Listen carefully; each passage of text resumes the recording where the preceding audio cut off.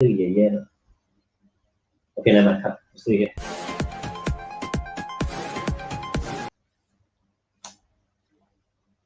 Evening, guys. Coming. Wow, got 36 people waiting for us. Apologies for the need to reschedule. Just now, we were in a video shoot. So Bobby is actually on his way home. So Hannah and I will be holding the fort today. Yeah. So, how's everybody's weekend? Come. We have Iqbal. Hello, Bobby. Bobby is on his way. He's coming back. Douglas. Hello, Douglas. Singing. Yeah. I hope you are back now. Adam, Vishnu. Bobby is on his way back, okay? He'll be joining us in about half an hour. So Tana and I will be fielding questions first. And Holding the fort. Yeah, holding the fort. Carlson is here with us. Calvin is with us. How's your weekend, Tana? I understand you had a very eventful weekend, huh? What happened? Weekend? No, I was at home, I think. Very quiet weekend. You didn't buy something this weekend, Tana? No. I was a very good boy. Stay home. Never go out. never go for a drive. Are you sure about that? Yes. Hey guys, that's Steven. Hi Steven. Waisak Porsche. Joel. WM6097. I wonder if that's his car number. WM6091.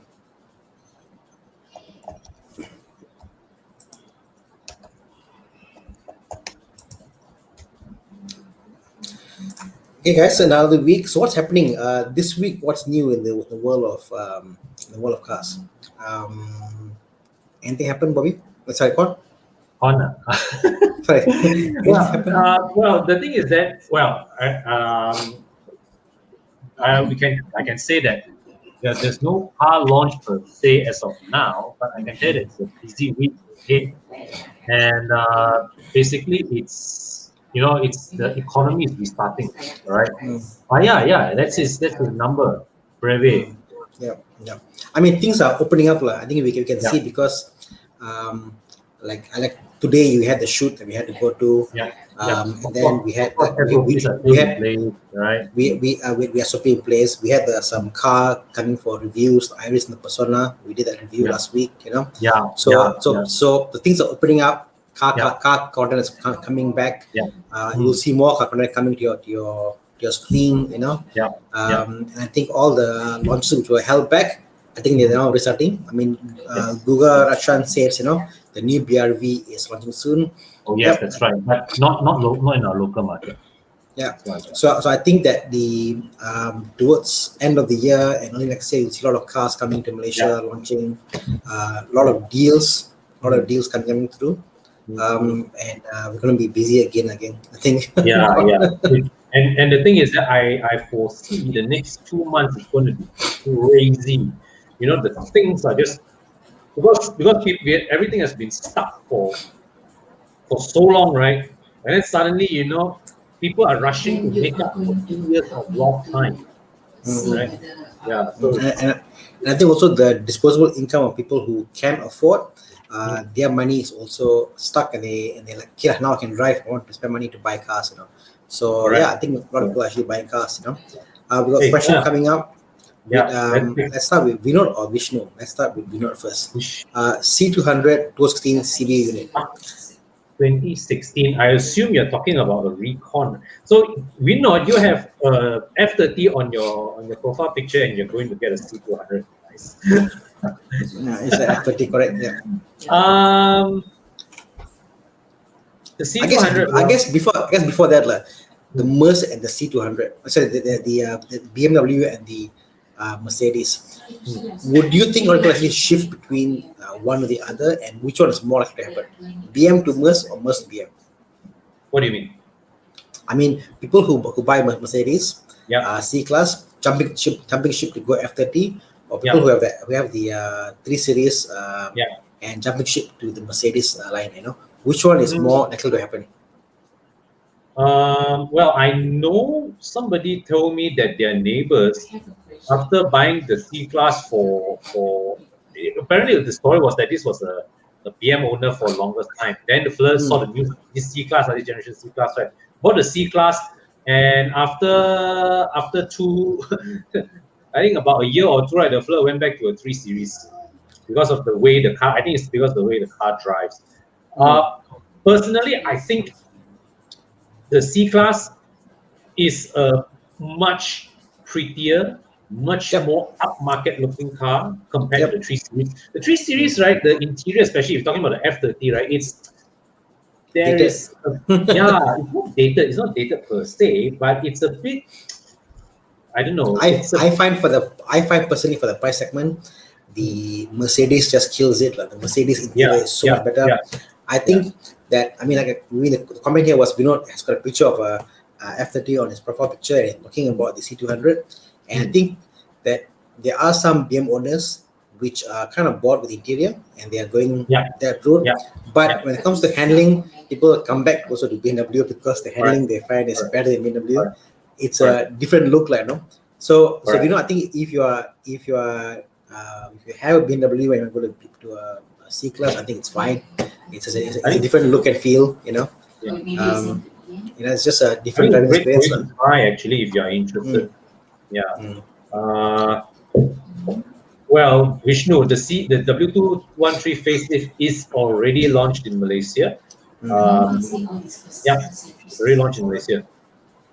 So it's available as an E200 and E300. You can go check it out in any Mercedes showroom nearby.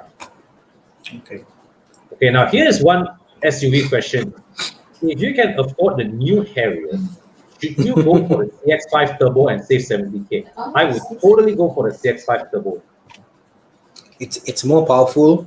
It's way more powerful. It's the Harrier, to me, it's the looks is there, but it looks very like that, like, it's the same. It's the same flavor to it, The CX-5 does still stand out.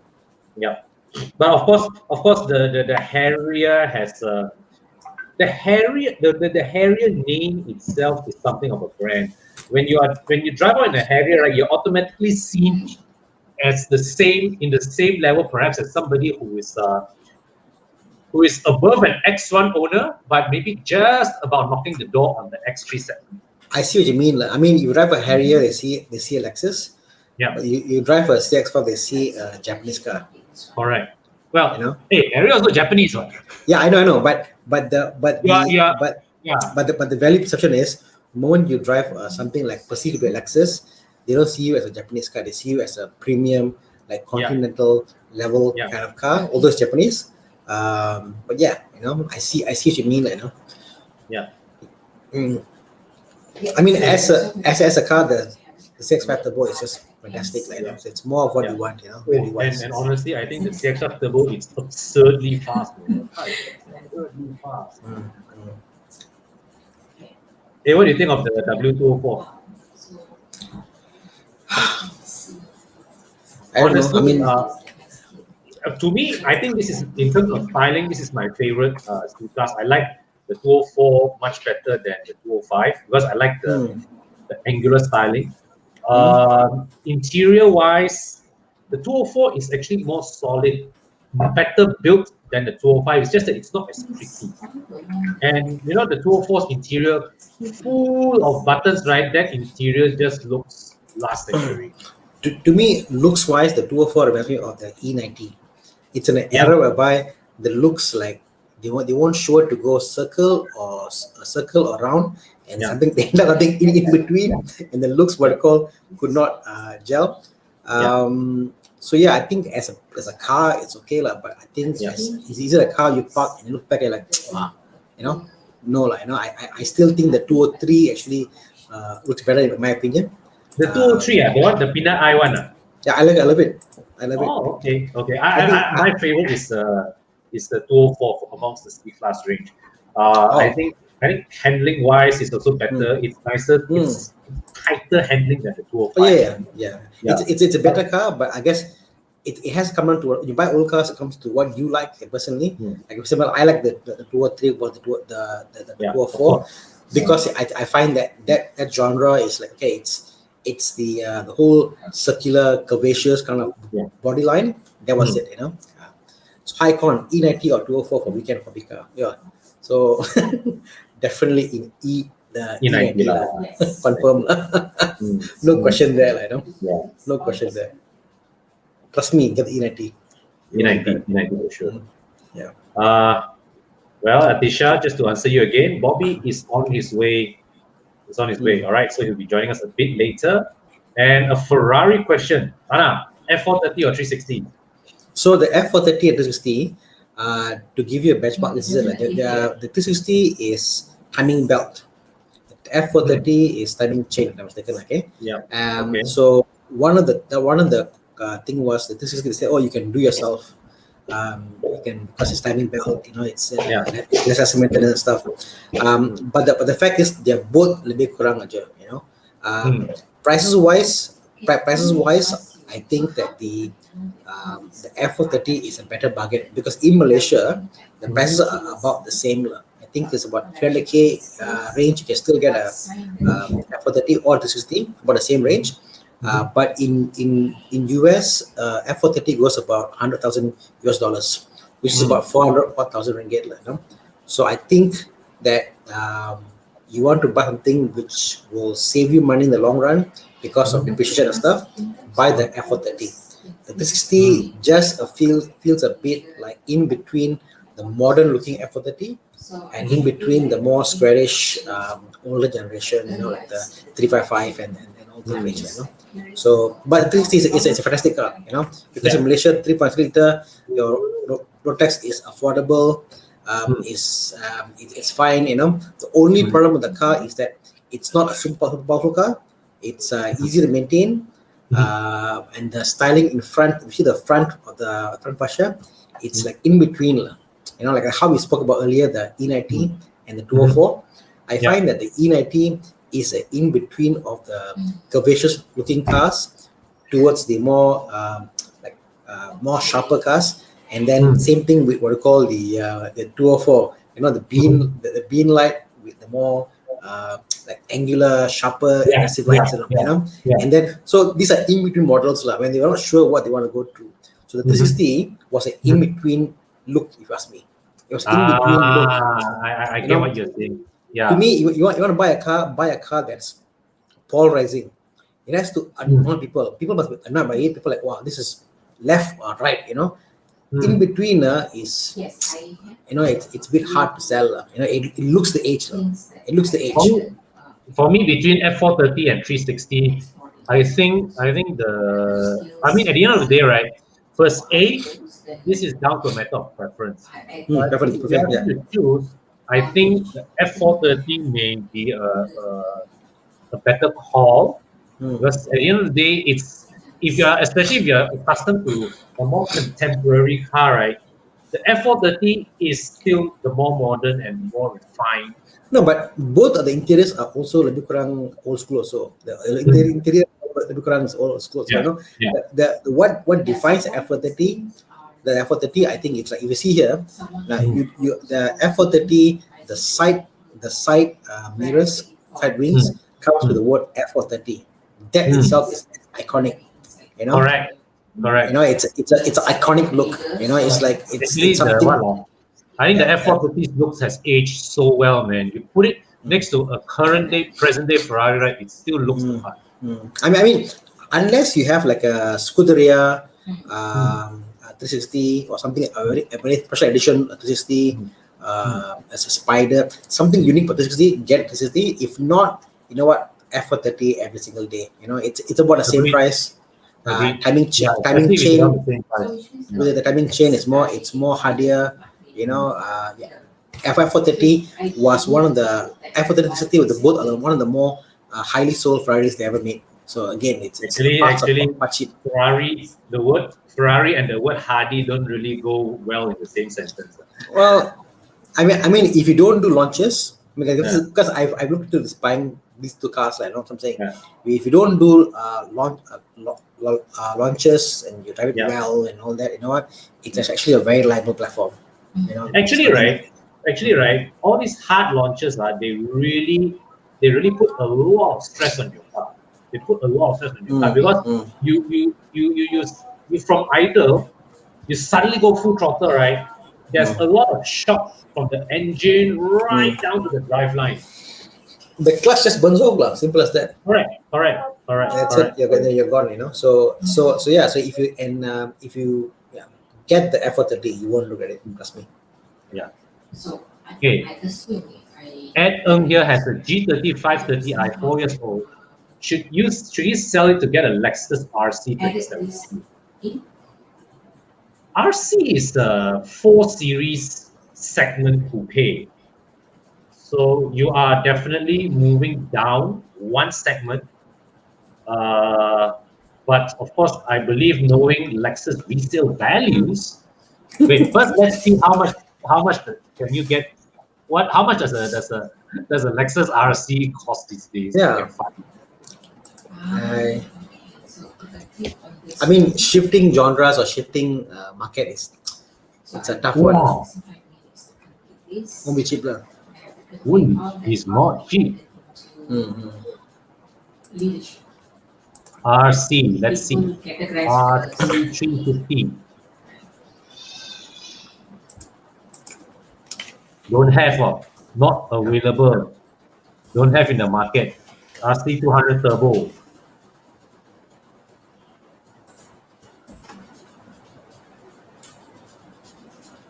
Don't have. So you go from a 5 Series to an RC, right? Basically, it's up to the buyer, the seller. To, RC 300, it's 277,000. Appreciate this. wow, Okay, that's fine. 277. So, Yeah. I think I don't Wow, not cheap, huh? Yeah. Not cheap. Perhaps Because the RC is a 4 Series segment, what is coupe, the status right? of your property? maybe slightly bigger. So Communications of where RC don't know. F4. I just find that if you want something more sportier, the Lexus may not deliver what you're used to in the BMW. Yeah, true. You know, I think- Even though you're moving from a sedan to a coupe. Yeah. Oh, I didn't find this. Yeah. But honestly, this does look more expensive than a 5 Oh, yeah. Series. Yeah. This looks more expensive than a 5 Series. Right? Okay, let's take the next one. Is the A250 sedan worth it? I wouldn't touch it personally. I suggest you wait for the CKD one, see if it's cheaper, then only you consider that. Which one generally handles better, a Mini or a Golf? The Mini definitely gives you sportier handling, but the Golf is the more complete package for day-to-day use. Yeah.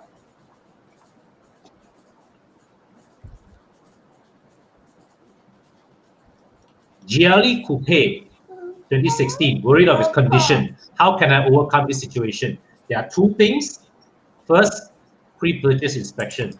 Second, Evo Club extended warranty. And the GLE Coupe, this would be based on, it's basically it's the old M-Class platform. It's the last ML Class platform. So, I mean, driving dynamics wise, it's not going to be great, but the mechanical, the running gear is cool.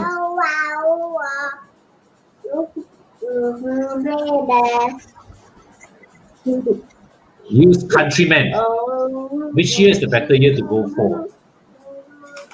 I'm not a Mini person. Yeah. Bobby's the Mini person. The R56 generation is the one that I think has the best driving characteristics, right? More fun, more engaging dynamics. But the current Countryman would be the one that that is the more complete, more practical choice of car. From an engine perspective, so the 1.6 are all the Prince engine. Yeah. And then the 2 liter is all the BM engine. Yeah. Oh, if reliability wise, right, confirm the new 2 liter is better than the better, Sure. So I guess if I was a person looking into buy a Countryman, It'll definitely be like a 2017 onwards, 2.0. That'll probably be the more reliable option, I guess. Correct. Yeah. And also tuning wise is better. So maybe a 2017 Mini Countryman, probably what I will take, Yeah, because at the end of the day, right? I think when it comes to Tana, you do your tuning, right? When it comes to tuning potential, you still can't argue with displacement, correct? Correct. I mean, displacement and also certain engines are just good. Like for example, the Golf 1.4, fantastic engine. Yeah. We talk about the again this Countryman. Bobby, How are you? welcome. Sorry. Yeah. I just showered. Sorry. No worries. Oh, Yeah. So the question was here: what Countryman should you get? What year onwards? Would you recommend this generation Countryman, or would you think the R56 generation is? I would try and get the latest one. I agree. What's the And price? this- The latest one? This is well, let's just see here. The cheapest that we can find. This is $140,000 for the No, 207 but this model. is not 2.0. This is the Prince engine. Okay. The 2.0 cannot be that cheap one. Yeah. The latest one is here. 219. 17 also. 17 lah, isn't it? Is it? F16. What? This is sold by cheapest. Second. Wow. 219 is 190. So if you talk about high, man, the price. 218 onwards, it's 199. That's it. Yep. And then for 2017, 2017 onwards. No, but Tana, you're not starting by Yeah, I did it. low to high. Yeah. Cheapest 2017 is what? Oh, no, this is 175. Around here. 170-ish. Yeah, 30K difference. Get this. Your down payment is only 3K difference. Yeah. Right. And you get a more modern platform, a more modern engine, one that has far better tuning potential. This one stage 2. Stage 2 full 3-set. It's a custom BM Stage 2 rim. is new, but careful, lady owner. This one I a bit concerned. Car enthusiast owner. Brother, what the? This is epic, man. This end. Yeah, this will be good. Basically This buying a thing BM and share on and post on Horizon. Okay. Yeah. Yeah, So this I- new one is a lot better. It's a lot better. Interior, yeah. soundproofing, comfort, handling, Yeah. everything. Nice, man. 30K difference. Installment difference is what? 500 plus difference? Wow. 20 each rim, Bobby. Oh, If it's not your liking, you can easily change it. What? I mean, the guy pay extra for this rim, So, but, Yeah. yeah, fantastic. Yeah. So I mean, Yeah. if you see that kind of thing, right? Assuming if it's a good set of rims, right? If you like it, you can keep it. If you don't like it, you can trade it for Smaller something size. else. Yeah. So It's a I big- don't think that's It's a big car, really big. Huh? Yeah. Really big. Very nice. Okay. Yeah. F60, go for it. Go for it. Yeah, man. C180 AMG Coupe or Mustang 2.3. C180. Oh, I think the Coupe lah. Mustang was Coupe lah.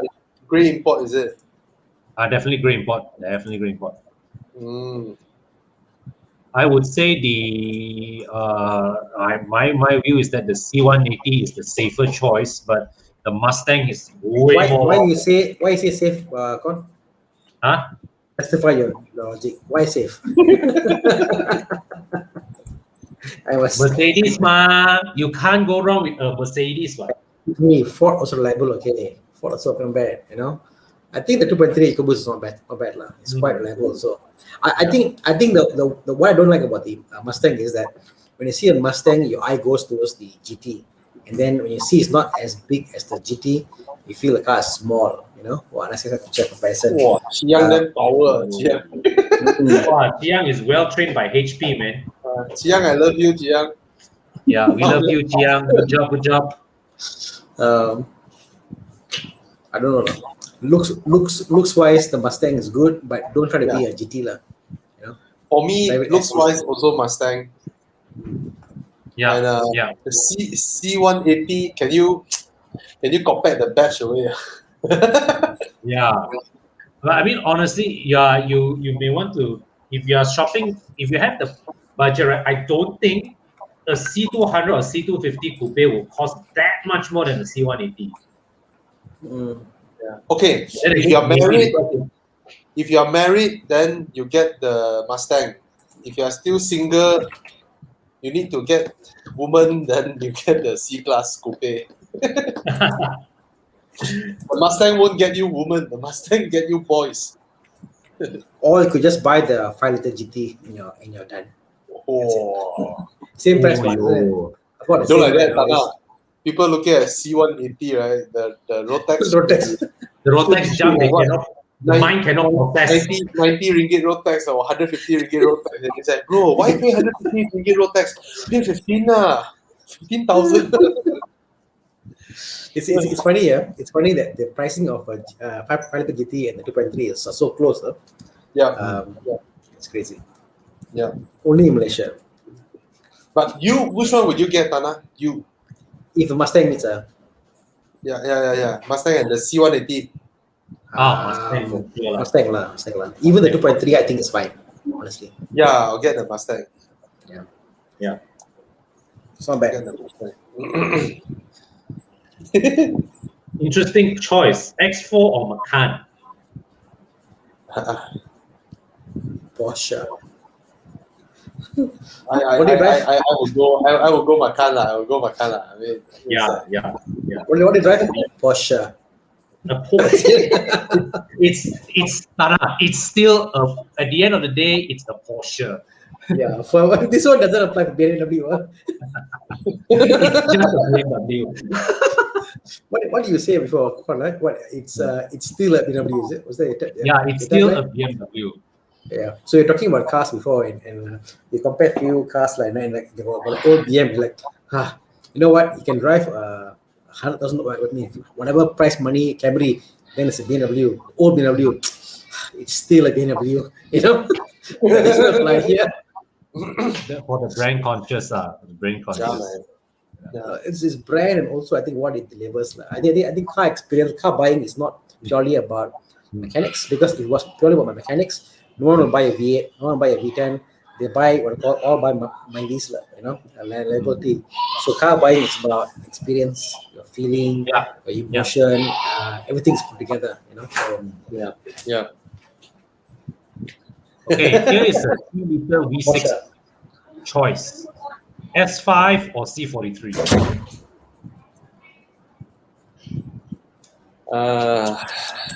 For me, I will pick C43. But what about you two ex-Audi owners? The S5 may be the more balanced, more competent. no footrest. Cannot buy Mercedes.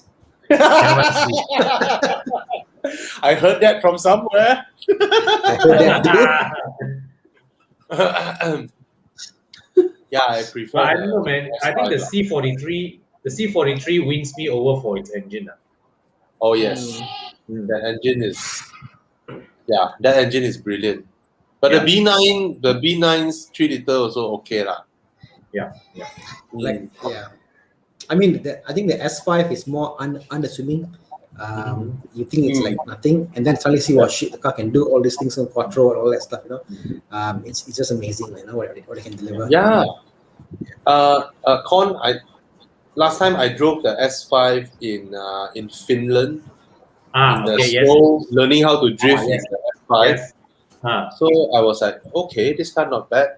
Then in my impression is that okay, like that until we drove the guy's car, Benny, the guy using the Luma one. Yes. I tell you, he's driving. Walao way. That opened my eyes. I was like, wow. Oh, yo. Nice.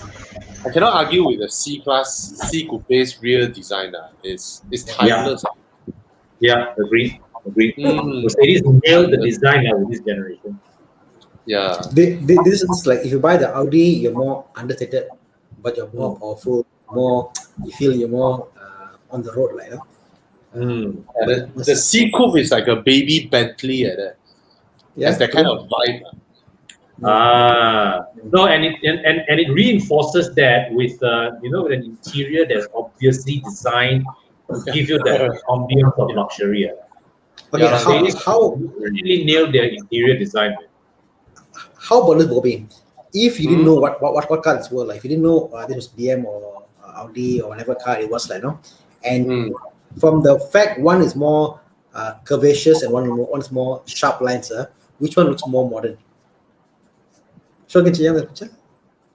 Which one is more modern? Yeah, I mean I from a pure say- from a point of design point of view, like which era it came Purely from. design perspective. Yeah, For my taste, the Audi's design appeals more to me. more modern. Mm. The True. Merc looks more timeless, Yeah. Yeah. Yeah. So yeah. But I prefer the previous A5 or S5's design over this new one. Like 8.5, yeah. This new one. Sorry to too- say, like, I don't like the new A5 front. I just Yeah, think it's just it stops halfway, like something's wrong. I don't like the whole car how it looks. Compared to the I mean, it's still a good looking car to me, but it's not as the master class that was done by Walter De Silva. What they did with the A5 and the A7 was so good looking. Compared to what I have Yes. now, it's like You see, the thing is that Yeah. I think the Walter De Silva design was so successful that Audi didn't want to deviate too much from that design. They started from a brand new platform, but they wanted to keep. They felt that they wanted to keep the people like this design. They want to maintain that sense of familiarity. So what they do is, No, but Then then you it's- look okay. If you say that corner, think about this. The A5 and A7 has got a very similar kind of vibe to it, like the early generation. Correct. But why not the new A5 and the new A7 look so far apart? Mm. You know why? They could have made the A5 as a baby A5 is a baby A7, it'll be fine. Yeah. Yeah. The A5 front is just sorry lah. No, basically what I the don't way I know. look at it is, The new Audi designs are too busy. It's like what Con said, they don't dare to veer away from what Walter De Silva penned. But they go and add a little bit here and there. Here they add a little bit, there they add a little bit. And at the end, the whole thing becomes what becomes you did your painting and then you go shower, then your kids come and ruin it. basically, right, it's like the way I look at it is when they designed the car, they kept the picture of the old car there, and it's like, okay, like that. Yeah. But you get either one is not wrong lah. Either one is not wrong lah. Good cars. Okay. What do you think of somebody who's thinking of paying 4,000 road tax for the first car? It's a damn good car, but the road tax law is. I don't think it's powerful enough lah. What you pay. It's not powerful enough to justify the road tax. This is one of the cars that I consider because I like the silhouette, looks good. Oh looks nice. yes. To me, it's a beautiful car, and I think Multish, we're looking at the car is because of like me. I want to get the more value for money. Fantastic looking car, but you pay so much road tax, power is not there. You don't even get 300 horsepower, right? Sakit lah, bro. 270. You get 270. You're not even getting 300 horsepower. And the thing is this: at first, you know that new car euphoria, right? Look at the LS, you're like, wow, damn nice. Then you find all the old videos, wow, this is the one. Then when you finally got the car, then all your friends are, wow, awesome, bro. Everybody asks you, how much? 30K. Wow, you damn bargain, bro. 30K, you bought this. Wow. So after that thing is over, like 6 months, 8 months, 1 year down the road, right? You're still in the car. Maybe you go and polish your headlamp because it got too yellowish, you change the steering lamp and things like that. And then one day you'll be like, what am I doing paying this much road tax for this? Yeah. Provided you have jalan. I don't want to mention what jalan, but jalan, right? So then it's none of our business.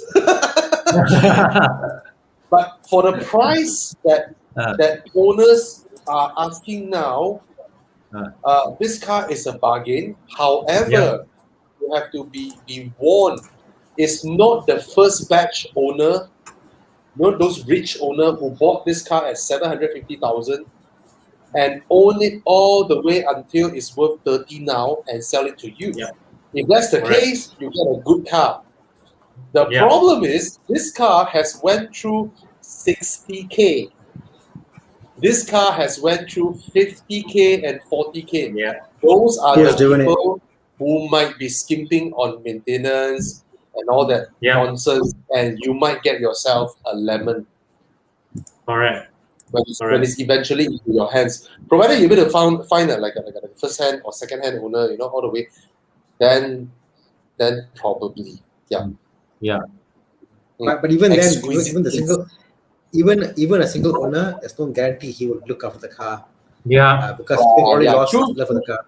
True. I'll just show you. What I did is the financial capacity to take care of the car. Yeah. But the first owner still own the car means he's very, very poor now. You know what I mean? Because the car never sell. Yeah. I'll show you the tuning potentials. You see, look at the gain. I think very small gains. Very small gains. Even with Wow, God, gains are so good, law. yeah, but it's good, but it's small. Well, actually, it's considering the size of the engine. This is very small gains, eh? Small gains. I mean, I've seen some of the charts that you guys have, right? For 3 or 4 liter cars, right? You actually can get quite significant. Up 7%. I mean, of course, it'll be total response better and stuff, but it's like as if you put a better air filter, you get a bit of power. Like, it's small, like you put a lighter tires, you probably get more power by changing to 4 streams, you know what I mean? So that it's very minuscule. So if you bought the CLS, you want 20 extra horsepower, look for Tana. Yeah. All right. He's a representative of DNA tuning as well with Mike Yap. So look for Tana if you want to tune your car. If you want your car to have more power, look for Tana. And remember to subscribe to Tana's channel, of course, Con as well. More power and still reliable. Yeah. And so don't the first car activity don't. Yeah. Hey, Tana, over the weekend you did your show with Mike. You talk about non-GTI Volkswagens, right? Yeah.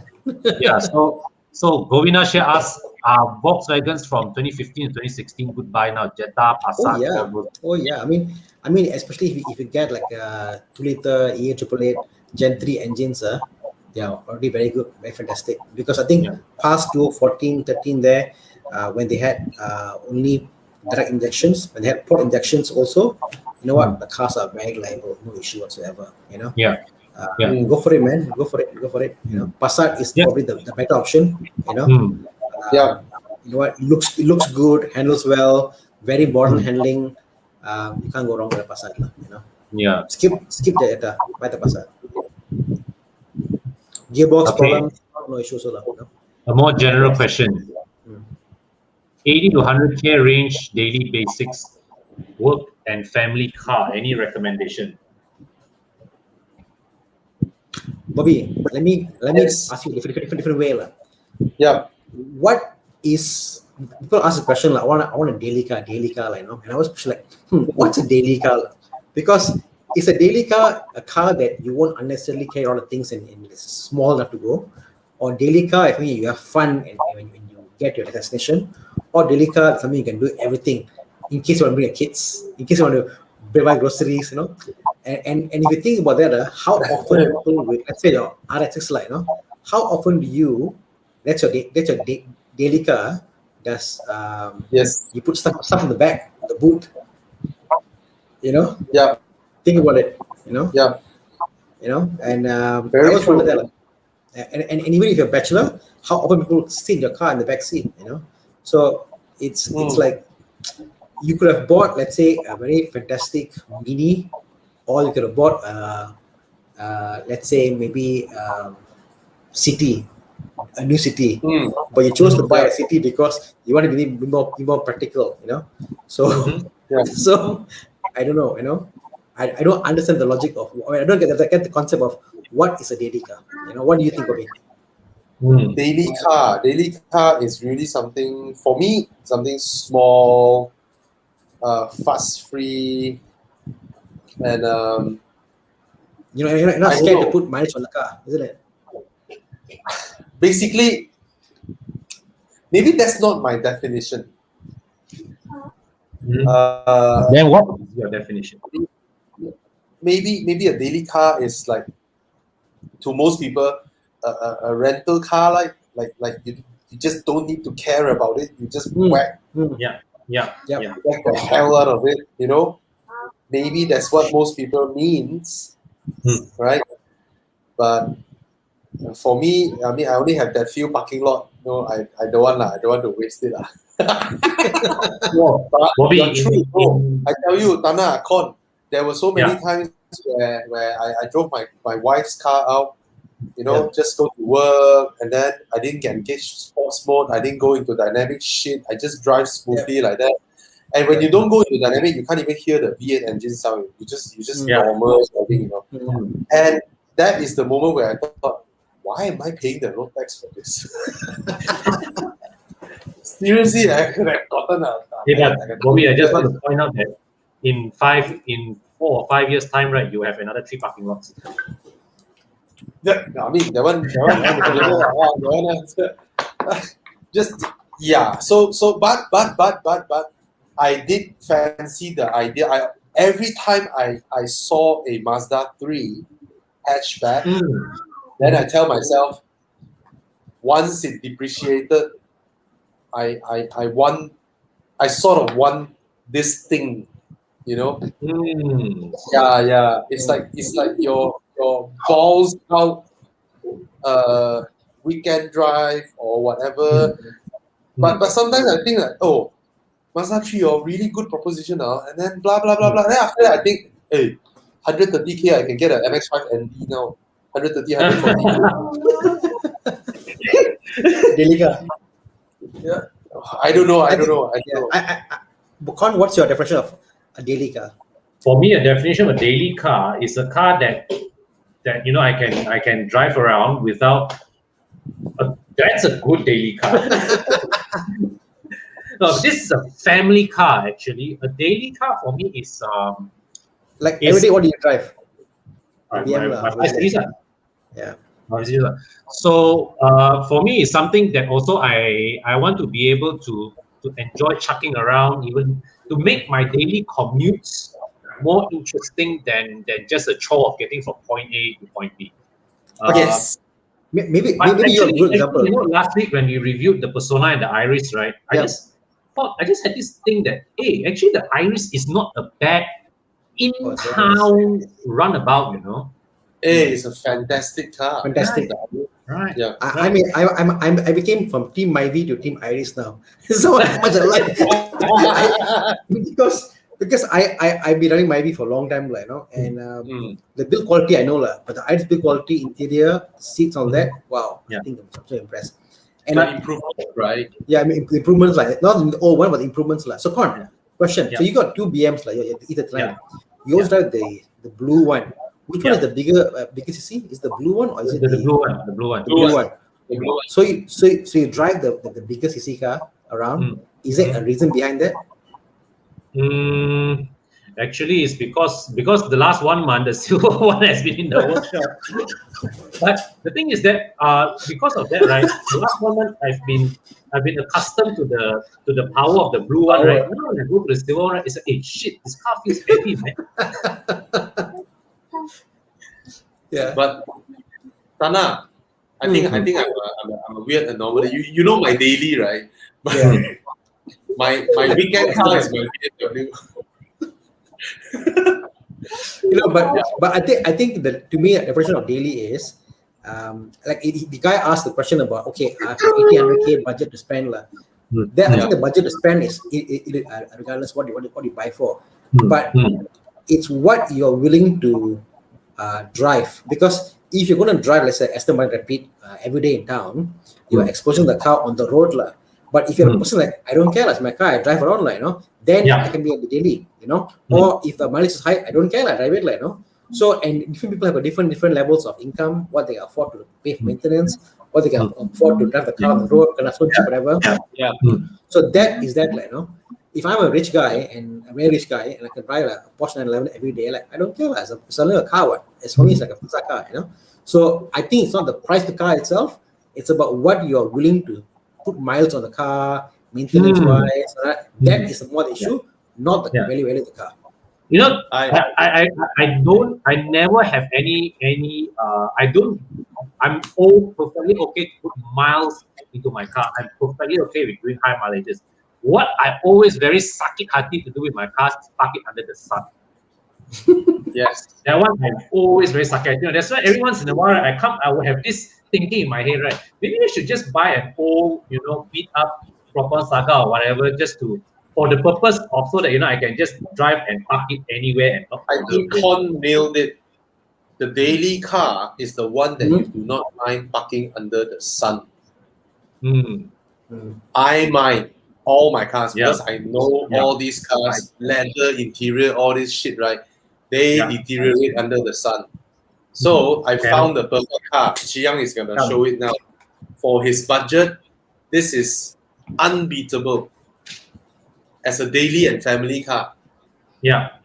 From let's do this. From 90 from 80 to 100k. Chiyang, what's wrong? Okay, I'll share. Oh, okay. I'll share. No problem. I'll share. Boom. This is perfect. Oh, yeah. This one is more expensive because I clicked the beautiful blue color.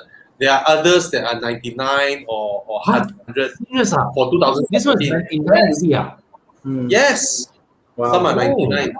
You cannot argue with this. And this Accord is wonderful. And this is the facelift. Yes, this is prettier than the current Accord. It's way prettier. And this one, if I'm not wrong, this one has lane watch.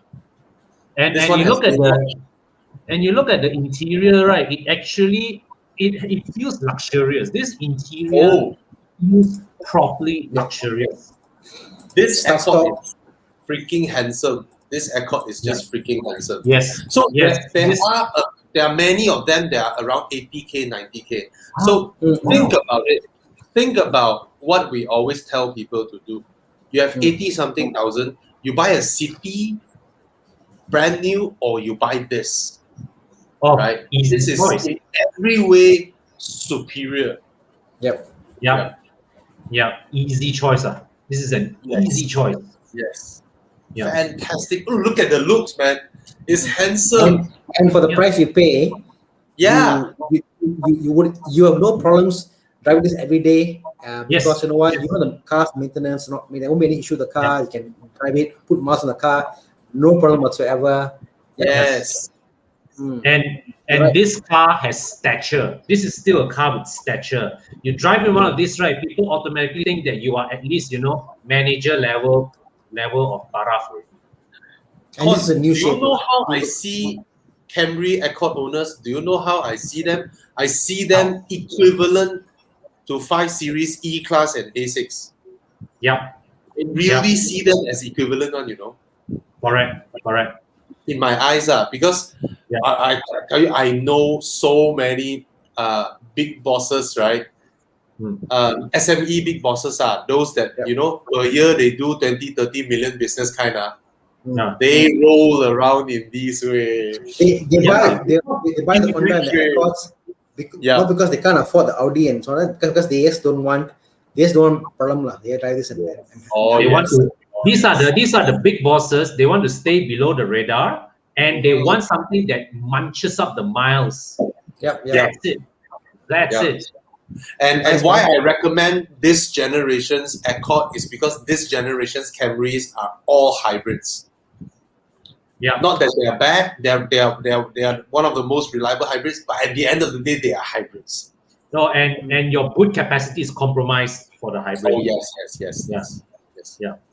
This Accord is brilliant. Yeah, agreed. We got a question from Calvin here. Accord, darn good choice. Starting with 2.4 and 2.0 due to budget. You go wrong with neither, honestly. Yes. You go wrong with neither. The 2.4 is not a lot faster than the 2 liter. So the 2 liter is pretty good. The 2 liter is pretty good.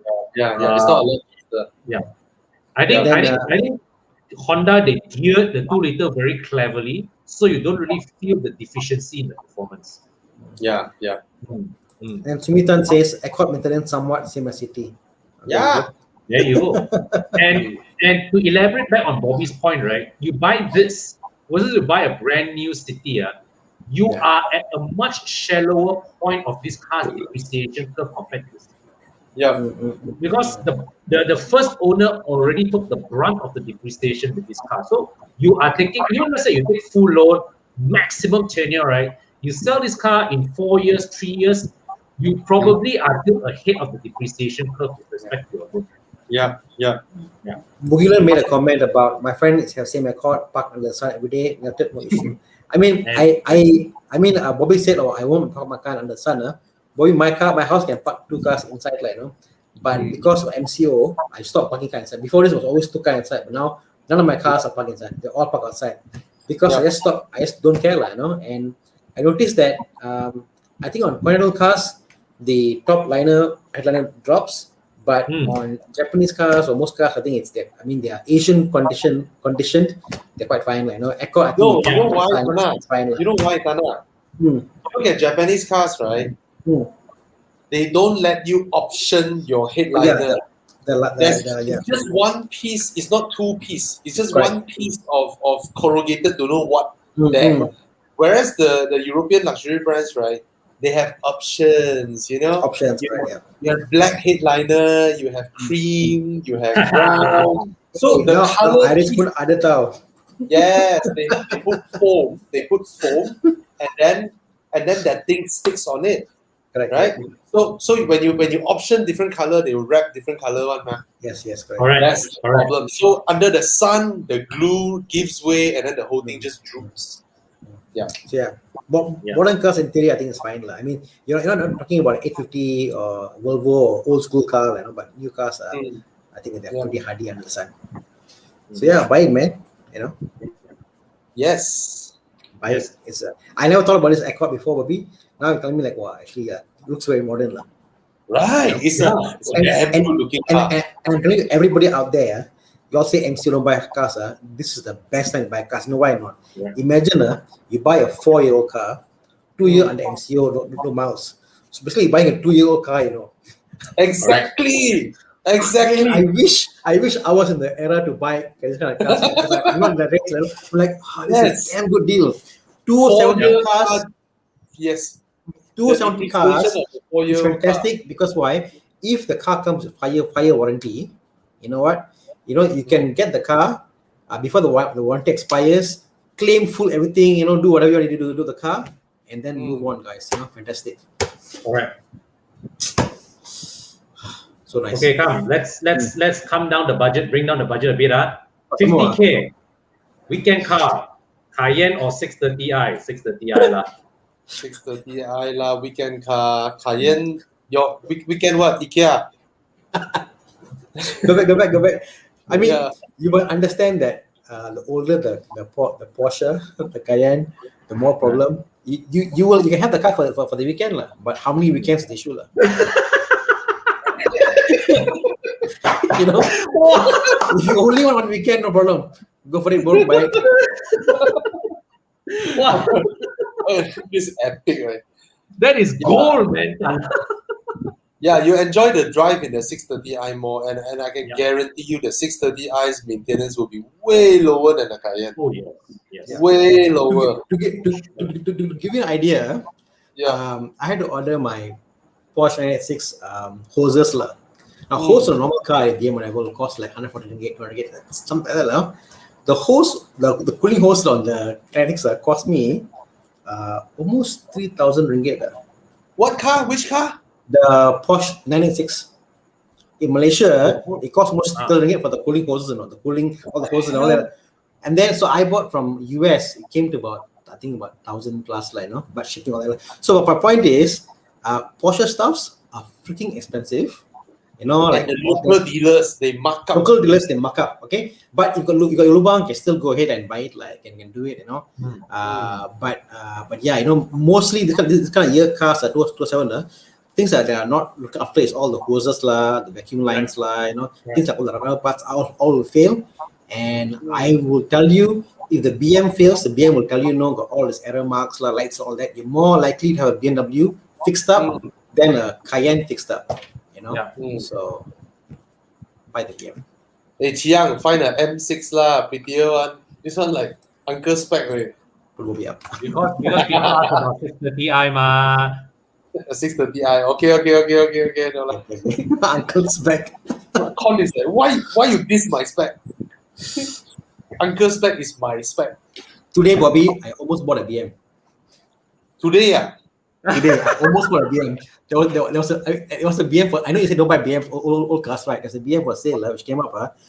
Freaking awesome deal. I told Con got this car. I said buy. So I put my name. I called the guy up. Within 1 hour, the car was sold, Bobby. What car is it? What price? It was an E36. It was 6K, and the guy, I think, got it from his mother. It was a 325, super stock, nothing modified, very clean car. He sold super cheap.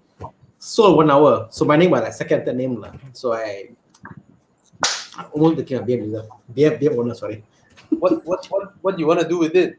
I don't know, but You just like You love pain, I love paint.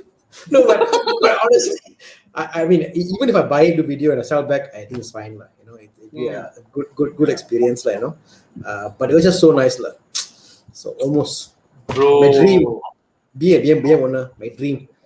Bro, can you find some other type of paint? Can. Buy property. Oh, okay. Oh, this one nice. Oh, this is nice. Yeah, this color nice. Oh, Quite a rare color. Nice. KY would agree. If Yeah, KY I actually like the back a lot, more than the front. yes. Oh, Quite exhaust. Especially the facelift. The facelift, oh, damn nice. This one. Look at the rims on this car. My God. Yes. Is that something you are hinting, Bobby? The rims? Is that a hint? Average lah. I wouldn't say I like it or what. It's not. It's one of those BMW rims that aren't ugly. Yeah, BMW rims. I don't know what's wrong with BMW. Their rims all look like shit. Okay, that's a modern one. If you could take the 630i and mod the front with another BM, what BM would it be? 5 Series. 5 Series, The E60 front.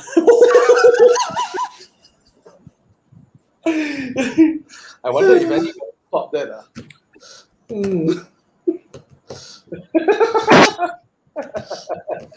I wonder if anybody ever did it. the day one E60 front. Oh, the day a friend of mine. The day a friend was considering, was prospecting one of these, this 6 Series, but it's the 645 4.4 V8. So it was showing, so it shows some videos That car was in not the best of shape. So it showed video of the car idling, right? And then it was the tachometer was dancing. Vacuum definitely. Huh? Vacuum leak. Is that the one whereby they had the turbo in the V? Is it? No. This was 645 was still NA. Oh, NA. Okay. Sorry. The This one generation was still NA. Okay. Okay. Sean Cole, 100K loan alternative to Brent going into uni. 535 2011 for 80K. BMW is BMW lah. What would you guys recommend? 3-liter road tax max. You're entering university.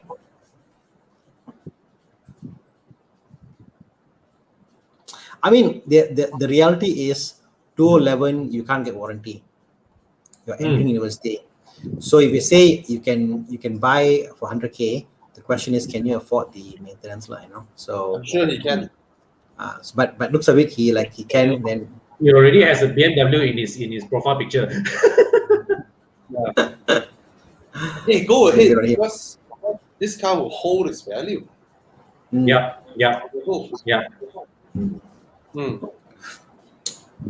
By the sheer rarity of it, right? It will hold. It's perfect for those people who wanted an M5 but couldn't telan the road tax, right? Because this engine is known to be able to be modded to 500 horsepower. Yes, the N55. You need some proper mods lah. But this engine has the potential to reach 500 horsepower. And hey, you have a car that performs 80-90% of an M5 with a 2,000 ringgit road tax. Yeah, at just 2,000 ringgit a year. Yes. I think so far my friend has this car. The issue with this car is things like your headlight, ballast light, small things over here. I know those things there. But other than that, there's not much problem. It's not.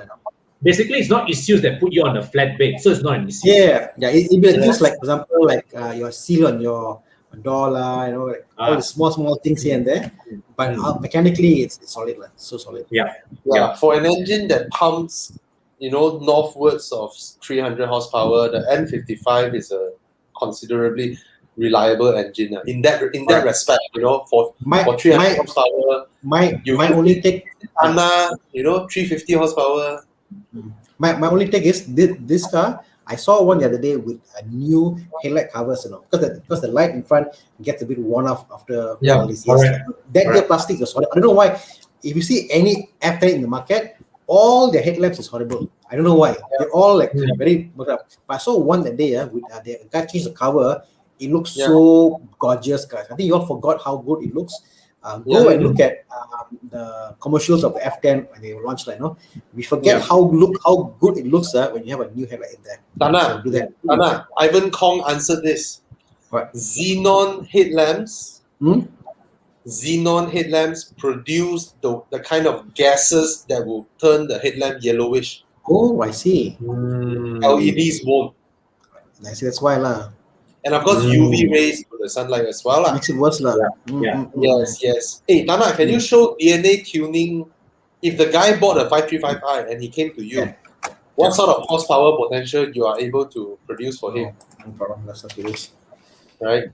So in that respect, 100K last year to get a loan, go for it, really. Yeah, man. Because next year, when the car isn't eligible for loan anymore, it's not going to drop any further. It's still going to be 670, It's still going to be that range because this car has potential. 535i. Stock is only 306. Wow. And Con, I really like the F10's look. Yeah. Especially the facelift. I think I said it before, I really wouldn't mind a 535 as my workhorse. You could have, bro. But you go and buy a number plate and you get a car for free. Wow. quite crazy, eh? Wow. 520. This is stage one. Stage one. Hui. 365 horsepower, 420 Newton.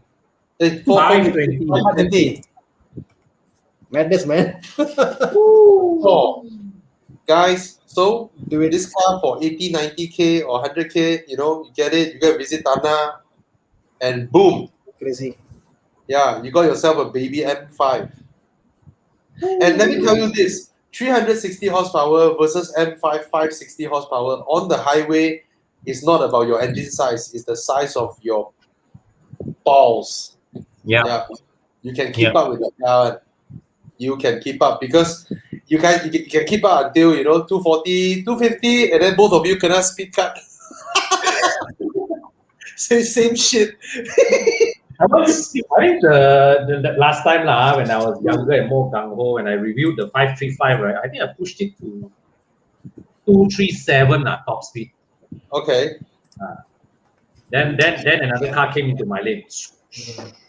I mean, was it Bugatti who said to make a car that to reach that particular mile per hour, it's not about just adding on the power, because the more you can add the horsepower, but it will not be X amount of quicker because of the CC. You know, you think, Yeah. it's not the case, you know. Factor, yeah. You know, It's what you call diminishing marginal gains, you know.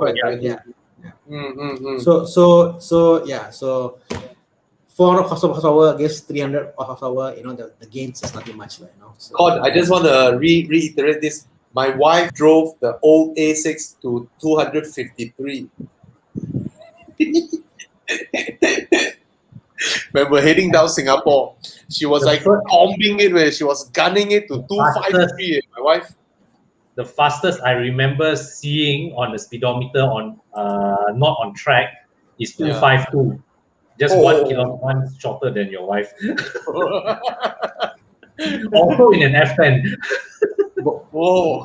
Bobby, get this, a 535 tuner, the power on stage 2 is almost the same as a 550.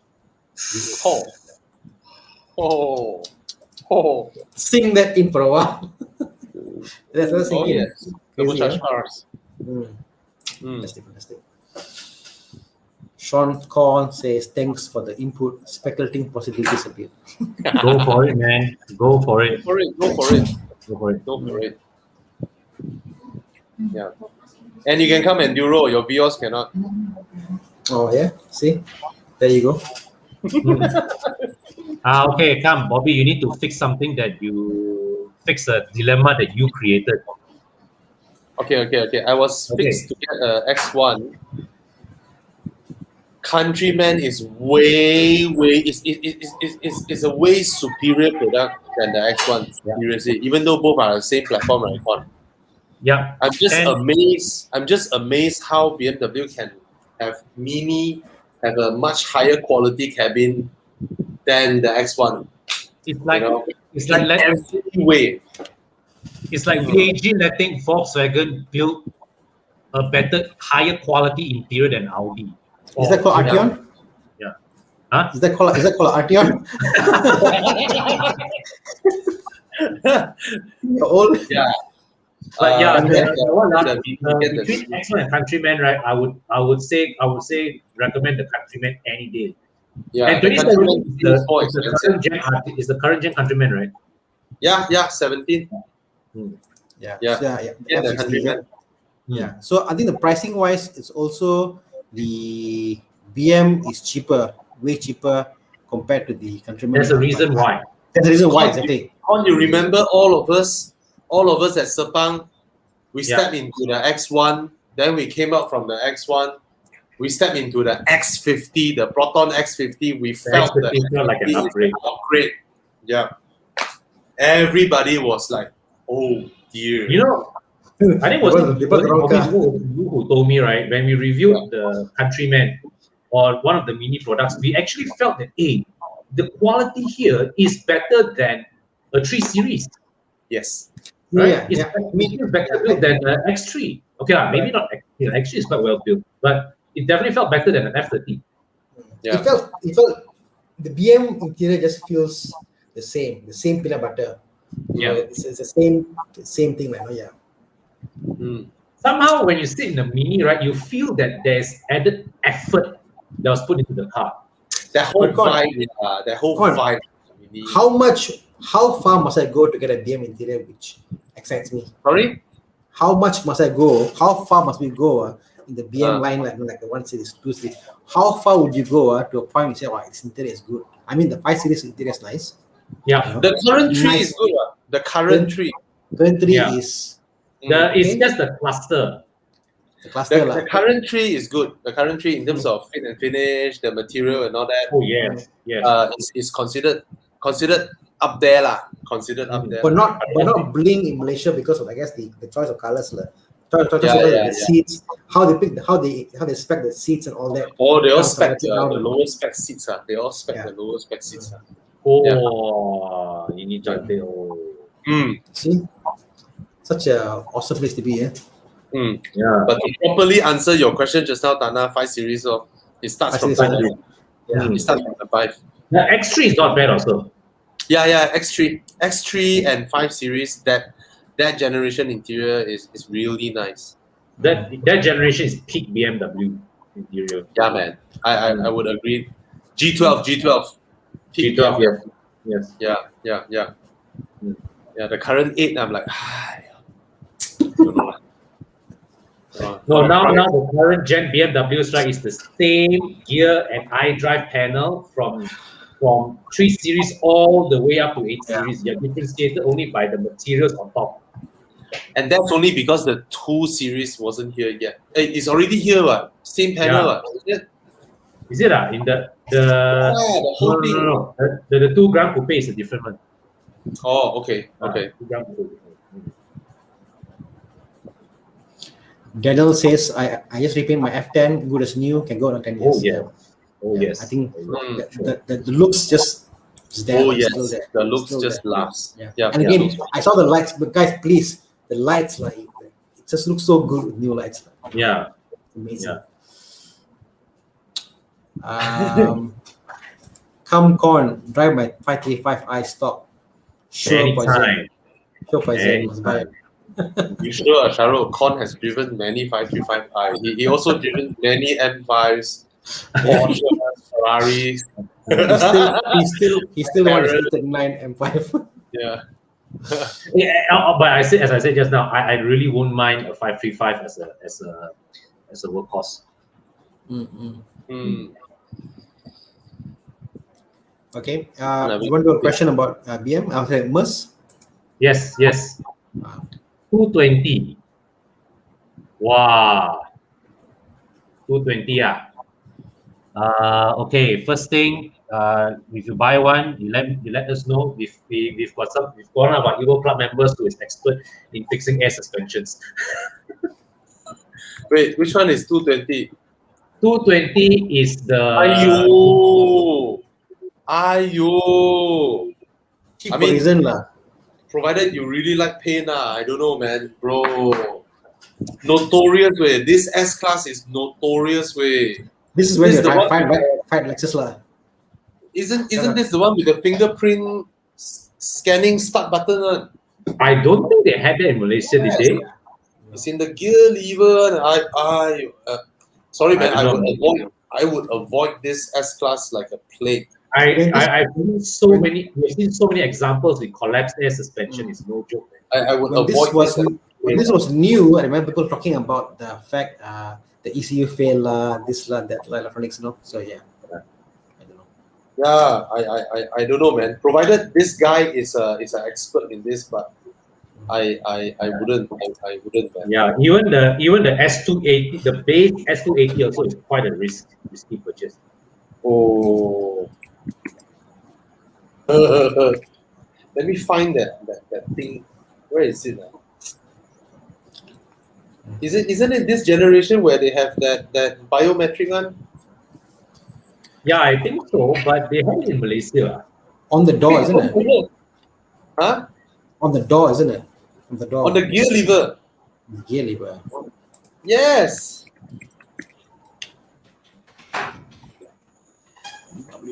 I'm not sure whether Malaysia got or not, but that's.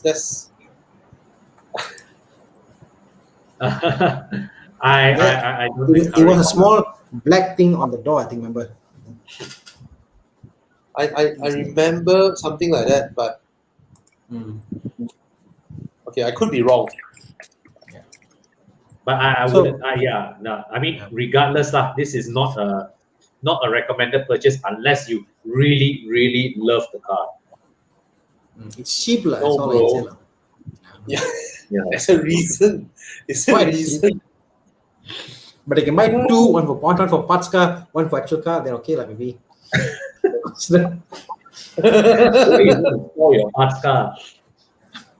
But I've seen so many of these, right, Tana? I really see so many of these sitting on collapsed air suspension. It's no joke, man. It really is. Taman Desa got one. My Taman here got one abandoned. Yeah. Yeah, it's just they can't afford to keep the car up, because you see, this car is depreciated to a point where the owners who can afford it cannot afford to fix the car. Yeah.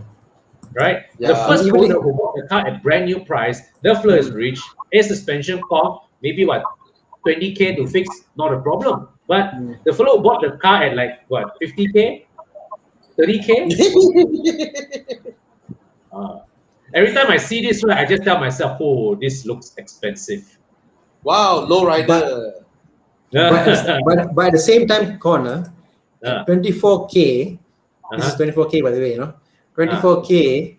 Okay lah. If you say every month you depreciate 1,000 ringgit, you use for 2 years, you're happy with this car? Are you sure 1,000 ringgit is enough? No. You say 24K for 24 months of ownership. After that is scrap value, and maybe But yeah, I think if you want to keep this car, the interior definitely is one off. Suspension must be changed. There's about 12K there for suspensions, got do the conversion. It's not that powerful by today's standards. In interior, I think you're better off buying like an Accord. Probably look nicer. If I must get this, first thing I'll do is de-spec the air suspension. Yeah. No lah. I mean, there are much better ways to spend your money. Don't lah. Yeah. I mean, if you buy the previous gen S Class, what is that called? Oh, nice. The 140. The one that came for Enduro the time. Yes. The Police one. That one looks badass, right? Yes. This one slap on a big rim. Yeah. This one looks sorry ass. It's like. Yeah. Especially when it's sitting on collapsed air suspension. There are much better ways to spend money. There is a 280 version of the car for 12K. Bro, Tana, Con, let me just say this. The same generation, around that generation, right? You have the E38, the BMW E38, right? And would you recommend anybody to get the E65 over E38? You look at the E65, it's the same as this W220, And this is the only S-Class that lost out to 7 Series. And it lost out to a 7 Series that looks like this. Looks like the E65. Okay. Tana is laughing. You got the pictures, is it? Is that? No. I'm just called Chiang. Yeah. Anyway, the E65 7 Series is like. Those are going for chips now too. Huh? No, that car looks like Chris Banger had an argument with the top management and just send them this one as the final file. And then next week, Chris Banger is like, "Wow, they really productionized this? Okay." Wow. It was a joke. Yeah. I think Chris Banger sent it out on the 1st of April. E38 lah. I just look at the E38. It's like Well, surprisingly, Bobby, also 12,000 ringgit. Oh my god! For a full car. Can you imagine? 735. 735 is the V8, I think. No, 3.6. Yeah, but it's a 3.6 V8 if I remember correctly. It could be. They have some weird V8s. The E38 and the E65 right had some weird engines one. They had like a 3-liter. Tell me about the weird engines that BMW has, bro, during the era. Stupid engine strategy, just outright stupid. 520, then 520 got 2.2, right? Yes, then 523, 525, 528, 530, 525. Stupid. What you call it? What they had a 3-liter V8. Oh my god. But you know what? Right? There are a lot of people people in the BMW scene, right? They bring in the 4 whatever V8s and they do some magic on the paperwork and register. This is the 3-liter V8. Magic. But still, would you buy it? What? For 12K, 14K? No. Tana, don't, Tana. We will unfriend you. Please don't do that. So no. I'm trying to bring the context here. The point is, even if you remove the concept of it's cheap protector, even then it's not worth getting. That's the point I'm trying to make over here. Correct? Don't get it. Don't get it. Thank you. I'm not making a point. Please don't. Oh my god. Imagine we go Uluyam, right, Tana? We go Uluyam and then you are in the E65 behind me all the time. looking at me through my rear mirror. I'm like, bro. The pinnacle of BMW design. Oh my god. Hello. Okay, I'm getting too noisy. Okay, you close the door. Sorry, I'm sorry. Yeah. Oh my god. I cannot lah. This one. Is this uglier or multipla? Hey, multipliers is unique. I still give. I tell you, if I get a cheap multiplier, I will buy one. Definitely. And you look at the A8 of this generation, bro. The A8 of this generation. Yeah. Oh, How is it that people look at the A8, look at this, and look at the Yeah. S Class and thought, I will skip the A8. Exactly. Exactly, bro. The A8 of this generation, right? Huh. Marketing It's a works, I looker, guess. bro. Sorry? Marketing works, lah. Baller way. This generation A8, the way it looks, before the big grill. Oh, I tell you, this car looks awesome shit, way. Let me find a picture. Can I find a picture? All old cars pictures, all low res. Oh, Yes, bro. Full aluminium car, just like an NSX. Look at it. Look at it, bro. Look at the design. Timeless. yep. And Tana is thinking already, Tana. No, it reminds me of a lot like a Lexus. Has got the vibe of Lexus. Like, That generation. It's like, oh, the Audi A8 is this. Oh, this one. I wouldn't do it like this, lah. You know, Tana, this generation A8, right? Yep. Is only about 50 kilograms more than the A6. Wow. Aluminum Yes. body. Because of the full aluminium construction. It's like all out aluminium. NSX way. Cannot find, this one cannot find. Okay. But go this back. generation Audi, right? Everything in the engine bay. Okay, lah. This generation German cars, I tell you, I don't know who designed their engines. It's like, You know what I don't like about Audi? And again, Yeah. I'm an Audi fan. Is that Audi cars are one of the worst cars to work on. You do your own cars, to get those things in the engine bay is so difficult. And that's why I think the Mercedes does a better job. BMW not so bad, but Audi is really bad. You know, Really? Just I mean, everything is so tight, so packed. How do you work on it? For them, the concept is problem, drop engine, problem, drop engine. It's like smallest thing, engine. bro, it has to do with the Quattro. Quattro, yeah. Yes, Must be they right. have to hang the stupid engine in front of the front axle, so everything gets so tight, right? Whereas the Mercedes and the BMW, they shove it into the firewall. I mean, the base of the windscreen, and they sit on top of the axle. Correct. So you have more room to work on things. You know, If you go to talking any mechanic shop, sorry, go on. You know, talking about having to drop engine every time, right? When I was attending the launch of the current Subaru Forester, I observed that the bonnet has to is able to open 90 degrees. So I said, wow, the bonnet open 90 degrees. Then one of the people then, it's because a lot of work, right? Have to lift the engine up. Because after engine, you do any valve train related work or spark plug, right? Engine has to come up because the engine is too wide. Okay. Con, Subaru and Audi has almost the same placement of engine versus the body of the car. So that time I remember my first Audi was so unreliable, right? I keep asking everywhere. I was like, is there any Japanese engine that I can put in? And everybody just tell me the only ones that can fit into your engine bay and your gearbox chamber layout are Subarus. And there is the E4 in Johor with the EJ20. There's a guy in Gale also. I'm not sure he has his car or not. He's doing this old swap line, But yeah, Subaru engine. Subaru engine as well. Yeah. Nice. Nice. Do it. It's like corner. I challenge you, corner. Whenever you see any Audi workshop, let's say changing, turning chain, whatever it is, like no, confirm the bumper is out. Yes.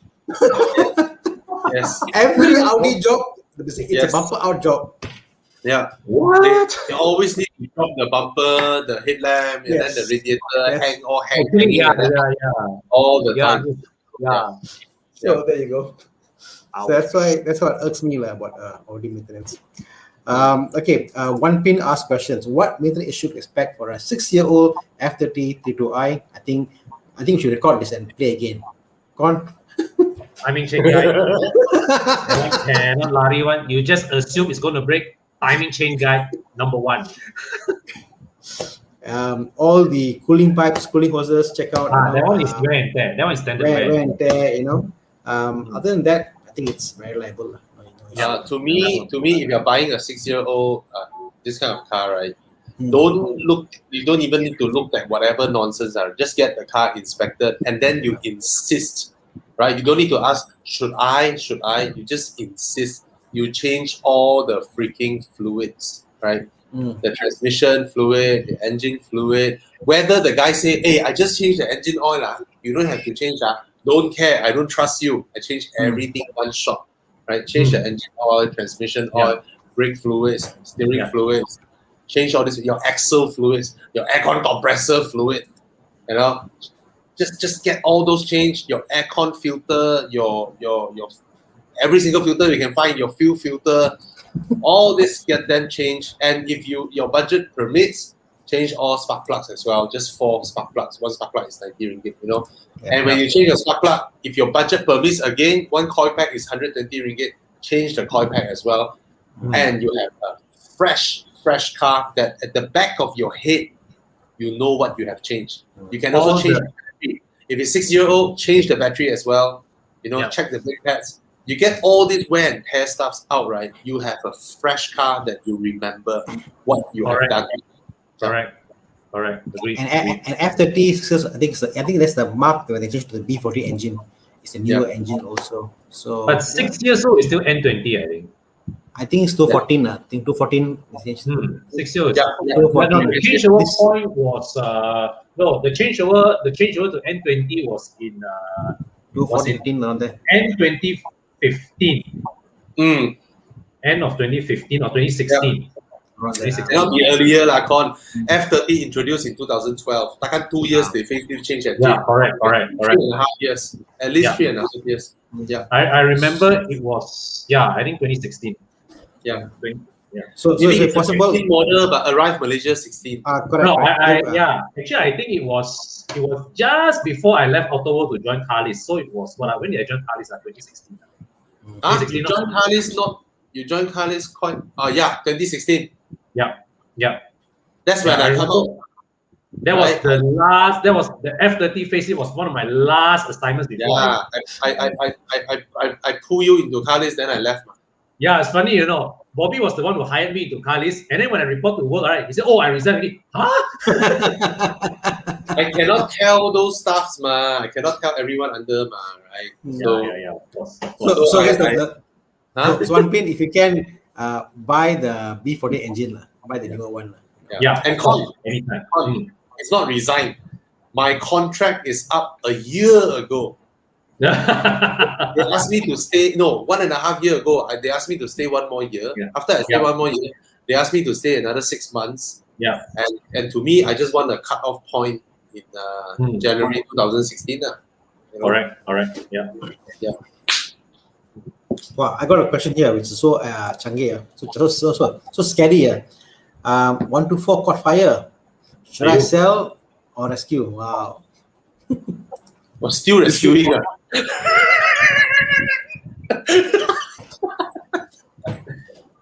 Sorry, still burning. No, but the fire is so small, it's still burning.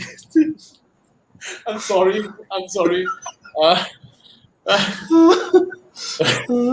The first question that you need to ask is, what made the car catch fire? No, I want to ask, where is the fire? Yes. Outside, inside, behind, in front. But I guess I guess the 124 is like no matter what, fire or no fire, the car got value lah. It's the older car. People buy it for doing it up and stuff. So You know what's But the best part, Anna? what? But he can always get another W124. There are so many out there. They are everywhere. They are everywhere. And Nitesh, if your 124, if the cause of your fire is from the electrical systems, right? Oh yeah, forget it. Yeah, then get rid of the car, man. End of story. That's a very good point. I mean, people forget that people have fires in the engine bay, and then they put out the fire. But wire is a conductor of heat, So the fire in the engine bay heats up the wire somewhere in the middle of the car. It burns off. So you have the car once in a while when it's hot, got problem, then cold, okay. Then you figure out, you spend years trying to fix it, and you never solve it. You keep going on and on, so what fire is that very important? Where it began? Are you going to put the money in? The fire is you so I go and put firecrackers in the car, then that one different story, You mean amps lah? But a lot of times also sometimes people who do wiring mods on the car and it was not done properly, that is a very, very easy cause of fires. It all comes back to, I said, it's unlikely the fire is because of engine, whatever. It's because of wiring. And it's wiring where it is. If the fire happens in a way that there is a thing to isolate the power and cuts off, then okay. If not, I'll think twice. Maybe you should just sell off the goal. Okay. Daniel Zamri asks, what is the best? Okay. Sorry. No, okay. I think else. No, it's okay. You can do it. This is more boring. More interesting. Can we see your question, Bobby? It's a question. Okay. What's the best car for high cruising? 180, 200, effortlessly, not tiring. Any car is okay, ma. Rolls Royce. Yeah, what? He didn't give budget, right? Yeah. Effortless and not tiring. Rolls Royce. Bentley also can. Class. What is it? What is it the day you're driving? Okay, that I was in Mark's car the other day on the TTS, and he was going very fast. Obviously, you were behind the all crazy speed, I think more than all this very fast, and the thing was, some cars make you feel it's fast and you enjoy the driving. It's very engaging, but not tiring. Some cars you don't feel anything, So I think the word effortless and not tiring is like you want a lofty car, feel the road, or some people actually they feel like they want a very engaging drive, but they're not tired because they feel very engaging, very alive, So if your question is more of muted driving experiences and cheap, then maybe a Sonata is very muted, very cheap, or you can go down to the Camry. It's also quite nice to drive, So it's a big range, But 200, 180, any of this kind of segment should be fine for me, I think. It's so wide. So highway cruising, effortless and not tiring, then it has got to be a car with a big engine, because there's a huge difference between a 2-liter that was pumped with a lot of horsepower versus a 3-liter. Let's say the 2-liter has 300 horsepower, the 3-liter only has 250 horsepower, right? On the highway, the 3-liter is gonna make you feel way more effortless. Correct. It's just gonna be so smooth, so soothing. Right. And if you're talking about effortless and not tiring, right, the car ought to have lane keep assist, right? Distronic, basically adaptive cruise control. So a car with 3-liter engine, adaptive cruise control, and lane keep assist, then that would have to be something like a Lexus LS or Mercedes E-Class and above, 5 Series and above. 5 Series doesn't have adaptive cruise control, right? Does it have? Then it has to be. They had it for the first batch CBU cars. Okay, then it's 7 Series. Volvo is effortless at 140, 150, 160, thereabouts. You go 180, 200, the 2-liter engine is gonna tire you out. Yeah, it will. Yeah. It is a Only struggle. other- Sorry, also, Tana. also, Yeah, go Sorry, ahead. Tana. I think also there's the sound, isn't it? Like I think even if you go, the fact that the car stressor, you get stressed by that the whining, you know. Yes. So yeah, I think you're right. There's another thing. I mean, I had a Volvo, a 2-liter, right? I tried to drive on the highway 180, 200, right? The difference between a 2-liter engine that's pumped to 320 horsepower, right? Okay, you can go 200, no problem. The moment you let go of your throttle, right, your car gonna slow down very quickly because the engine is revving at a very high range. Correct. And I tell you, the fuel consumption is crazy when you drive a 2-liter turbo at that kind of speed. Right? I tell you, the fuel consumption is crazy. I think my Audi at this kind of speed, right? The RPM, I don't know, man. It's like what, maybe 3,000 or whatnot. You know, my Volvo might be 5,005 or something. Correct. Like that. Correct. Yeah. Right. So Don't be big surprised your engine, engine, highway, effortless. Yeah. big engine. Big engine, big car, you're probably safe, and then you see your pricing, however you can afford, whether old car, new car, you go and see. Yeah. I think anything 3 liter and above, you're fine. Yes. All right. Mugilan says get a diesel. I don't know what a diesel because RPM is Diesel low. 3-4K is almost red line already. Yeah. Exactly. Yeah. Exactly. Yeah, Then it's very quiet for sure. No way. Yeah. Oh, just now I tell you, Tana. Just now I walked past a E-Class Coupe E300. I tell you, the guy spec that frost white, you know, like that frost white, you know, it's like a, you know that color, right? The frost white Mercedes color lah. Yeah, it's a paint, but it looks like a wrap. You know, it's sort of it's a beautiful color. I was like, wow, really? E-Class Coupe is really elegant. So I parked in front of the car. I stepped down and I walked past the car, right? The 2-liter turbo engine of that E300 Coupe.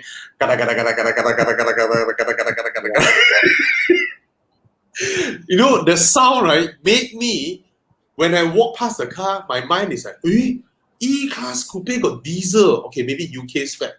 And I turn around and look at it, ayo, petrol.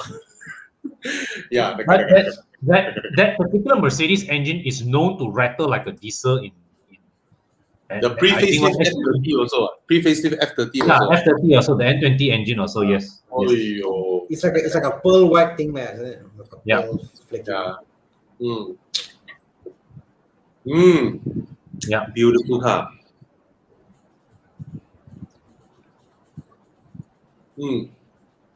So just now the Porsche question, where is it? Okay, this one I found it. I found it. Okay, before I let Tana answer because he's more expert, I will say we want dinner and then I go grab a beer. Okay, parts are expensive, but it's low maintenance. Okay, I go get beer first. Then Tana, you go on. No, I think it's fine. It's a Porsche, you know. Maintenance is nothing much. Like anybody can do it, you know. Actually, what Bobby says is right. Yeah. Right. The Porsches are reliable, but when things wear out, okay, and things do wear out, they are expensive to replace. Right? I always like to relate this story. Somebody told me, you know, the first gen Cayenne. Yep. The one that now you can buy for the price of a Myvi.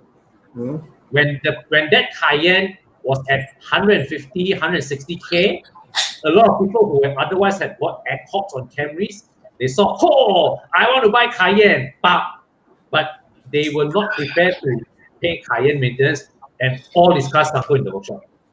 Yeah.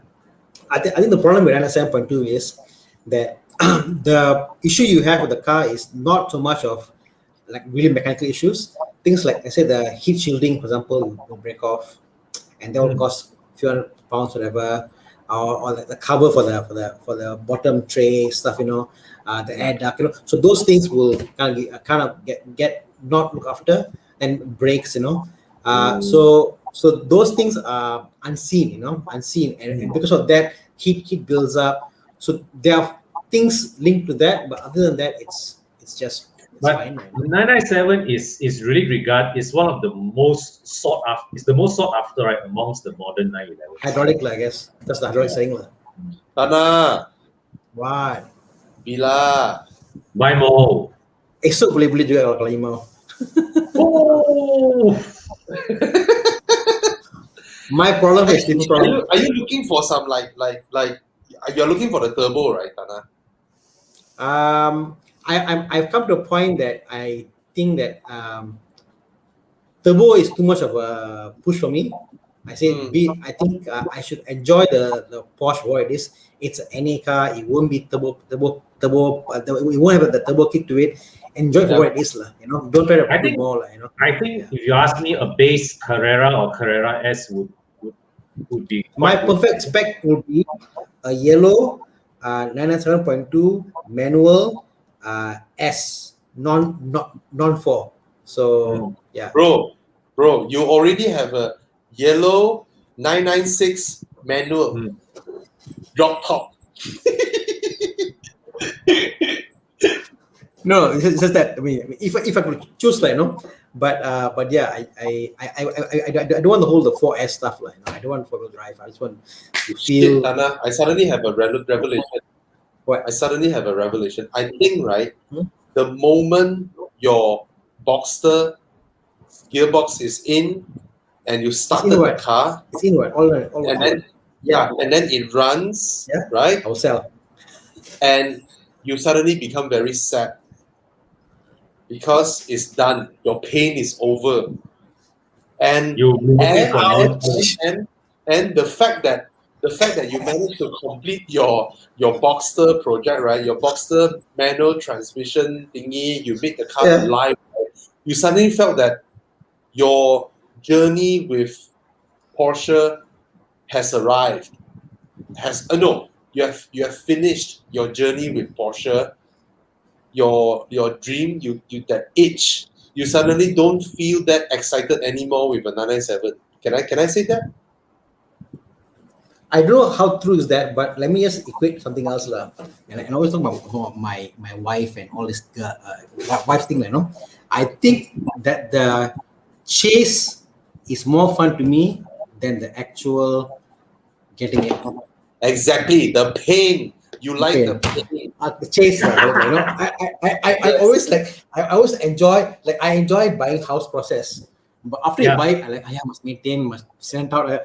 I don't like it, you know. I like to buy and whatever, but after buying it, like, I hate it now. What? Which is why, like, when I drive cars, I always find that when you drive new cars, the best part is that first 1-2 months. After that, like, same car.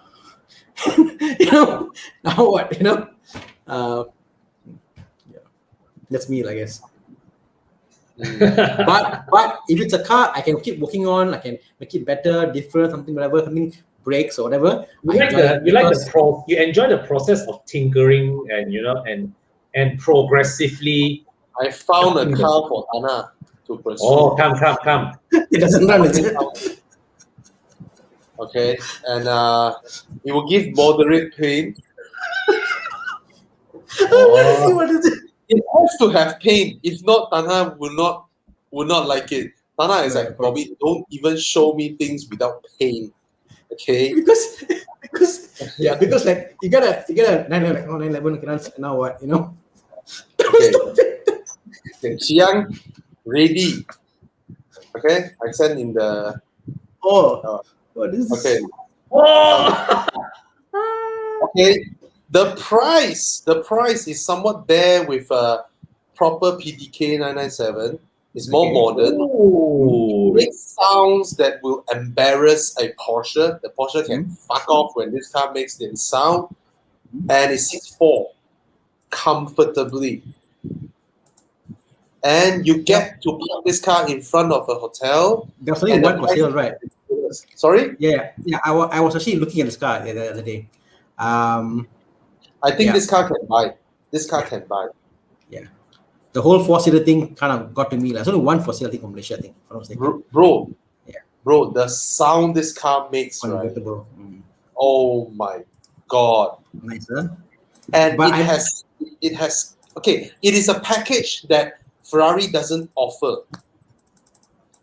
This is no baby Ferrari because Ferrari doesn't have a four adult seater cabriolet. This one has, right? And 4.7 V8. My gosh, the morning you start your car, I tell you. Proper Ferrari engine, lah. Bro, let's go. Let's go, Luxi. Come. Okay, let's do it. Let's do it. Let's do it. Yes. Every month, I give you one free tank of V-Power Racing for 1 year. You buy, I give you.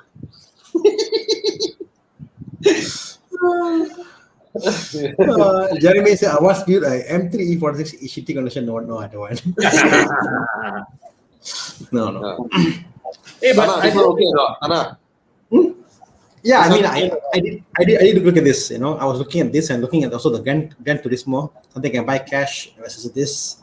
No lah, don't buy cash. This one get a loan bro. This one 30% down already 100k already, bro. Yeah. But it's okay because this car is rare. Only one. Only one for sale. Yeah. Yep. At worst, it will depreciate to about 330, and it should remain about there. At worst, yep. Which will still be lesser than the loan that you take. It won't go below 3.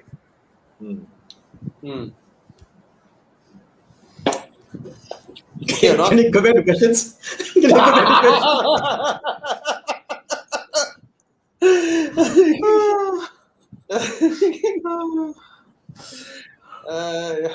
Okay, what's the question again? I don't know. Who was that? Where are we? About the 907 question. M2 is good. Buy. Good. Bye. Good deal. Yeah, now. I didn't know the 997 uses a 5-speed Mercedes gearbox. Really, yeah. That's what. I think that's why everyone hated the gearbox, right? Everyone, 997.2.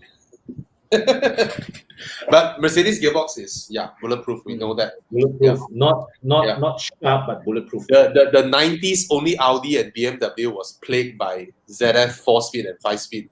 Mercedes avoided this whole thing because Mercedes makes their own gearboxes. Yeah. For those who don't know, BMW and Audi has no capacity to build their own gearbox. Mercedes has. Correct. But it's a money losing business.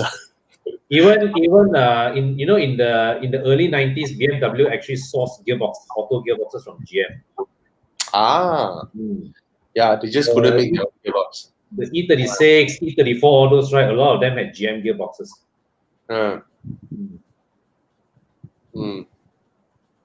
Okay. Come, let's take the next one. What question? This one diverted to me. Yes, if there is a 12-year loan, I will take. Why? Because interest is cheap. Very simple. Of course, Tana won't agree because Tana will say that you have to plan. No.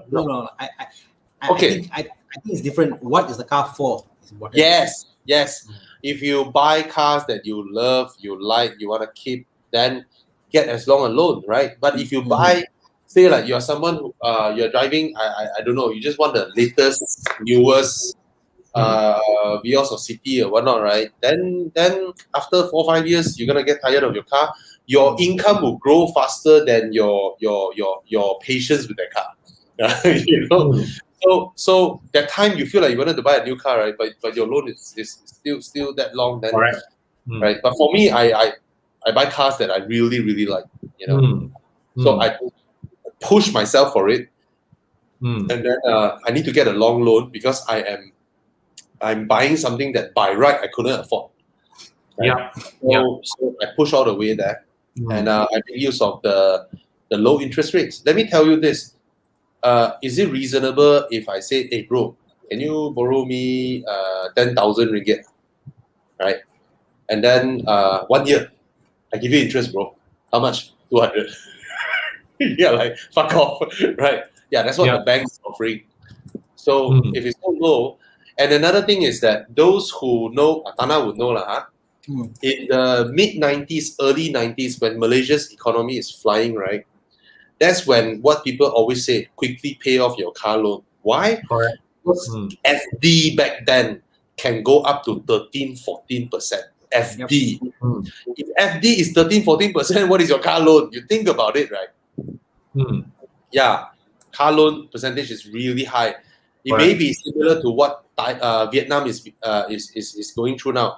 It's a flying economy, right? Their interest rates are very high because the market is that abundant. Basically, when the bank gives out a loan, right, the people are able to earn this kind of money and pay back the bank with an 8%, 9% loan. So they have a boiling economy now. So yeah, Malaysia is like a sleeping economy. So interest rate is really cheap. I think corner the same car I shared with you, right? A few days back. The same Maserati. Is it? No, I think so. I'm pretty sure. Check your WhatsApp, I'll show you. Hey bro, we talk about that fella lah. It's a private seller, Yeah. It's very cheap lah. It's very cheap. Go catch out the fella, bro. Okay. Yeah. For I him. think it's so because you, your wife, and then your kids enduro. May Hong Son. And I tell you, right, engines like this, right, the sound will ricochet the engine back, the sound. Yeah. the mountains, your engine sound will ricochet back. Yeah. 4.7 no tax, how much? What's it? Don't worry, less than mine.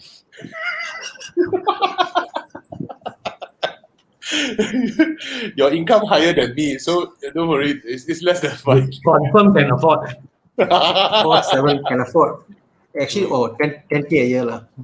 9,380. 9,780 per year for tax. Yeah. 4.7. Yeah, and then we call Boon Hong. Oh. Boon Heng. Boon Heng. We call Boon Heng. 3,000. Okay lah. See, you don't go morning drive. You don't get to meet new friends. We get to make new friends when we go morning drive. Yes. I just saw the alternative lah. It's actually not bad lah.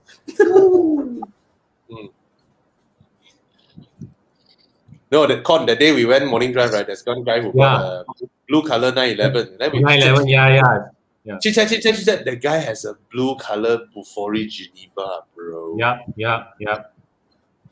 Yeah, I met you guys at Jendela. Yes. Okay. Tana, when? Okay, this week you need to buy 2 things. You're like expensive friends to have lah. Expensive friends to have. Bro, it's pandemic. You always tell people it's the best time to buy. It's time to take your own advice, bro. Yeah. You go check my US stock price now. Still okay, come back here. Okay, bro, I tell you the US stocks, right, too high already. It's time to let go. Serious, it's gonna come crumbling down, wait. What the interest rate? When is it due? October. The FedEx, the Fed. The Fed shit. I don't know what was that. It's the interest is gonna come due in October, right?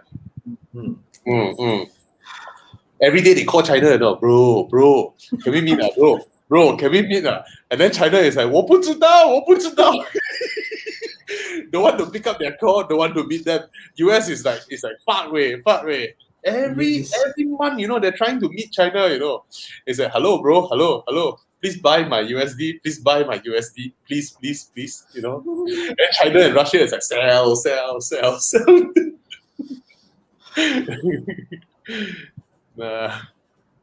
Okay.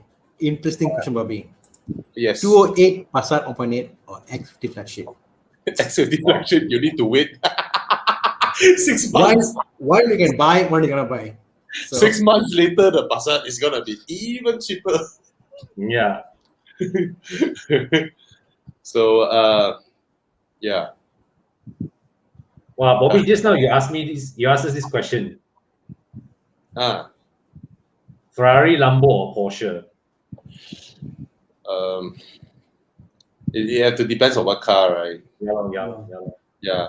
And these days, Porsche is getting more and more closer to BMW, Mercedes, and then distancing away from Ferrari and Lambo. Don't you think so? Yeah. Agreed. For me, the answer used to be Porsche.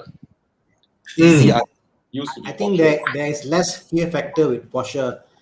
Correct. It's more reliable, and because it's reliable, you feel like okay, ma. So that's, you know what I mean. It's like when the car scares you, it becomes an occasion to drive it, like, you know.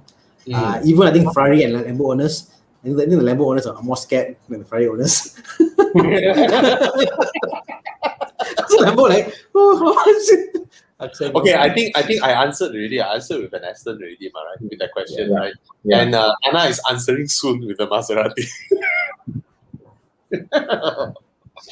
but I must say, I like brands that are left field. Like everybody got a Ferrari, everybody Maserati is like something different, a unique brand. Yeah, bro. Yeah, bro. Oh, look at the 812. My God. Oh my God. Oh. You know, Tana, when I drove the Aventador, right? The first thing I wonder is how the hell people drive the Aventador on daily roads, you know? It's just unbelievable. That's how I drive. The gearbox to me is okay. The gearbox, you just have to shift the gears yourself, right?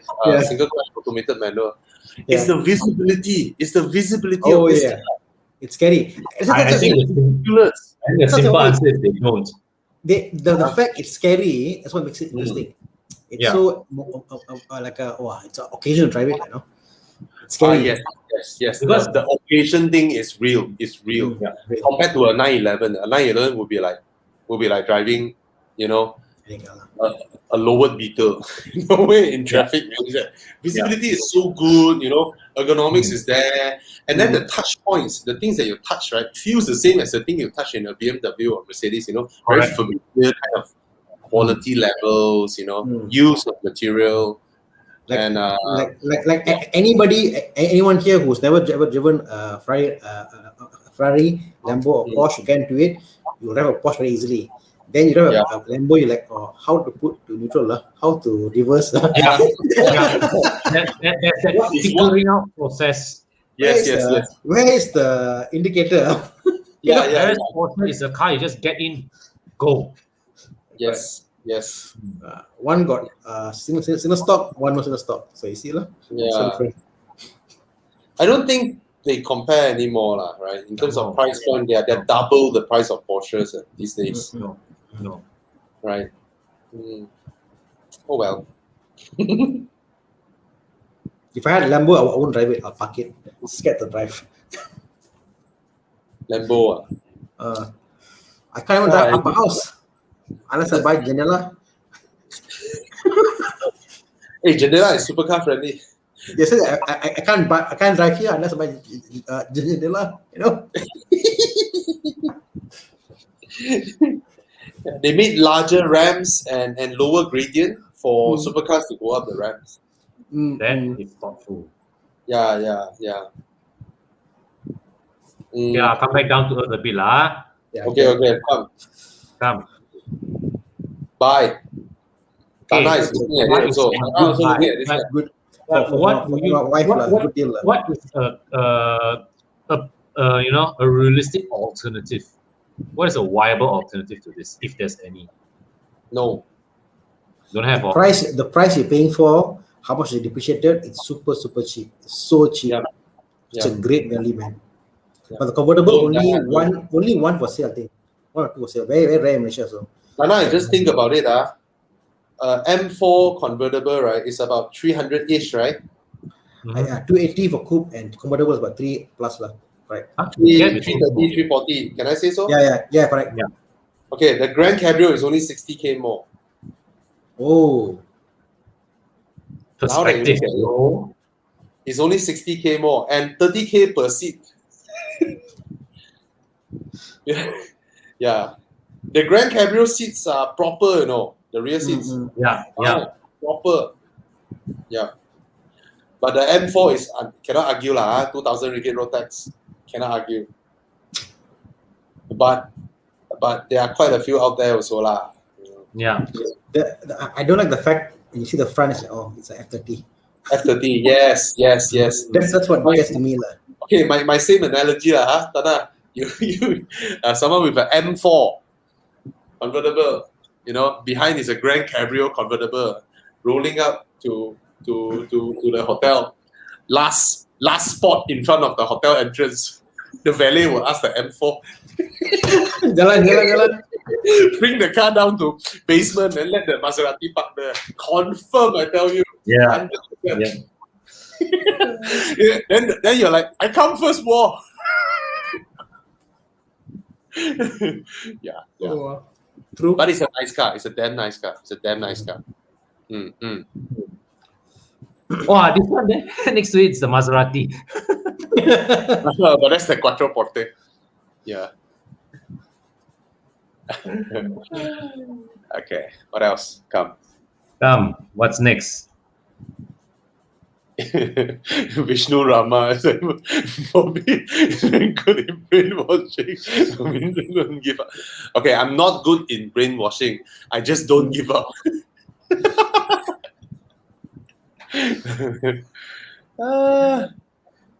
Hey, what other questions do we have? 60 to 70K. I'm not sure it's an upgrade. Brand, yes. Right? Smaller car, higher maintenance, and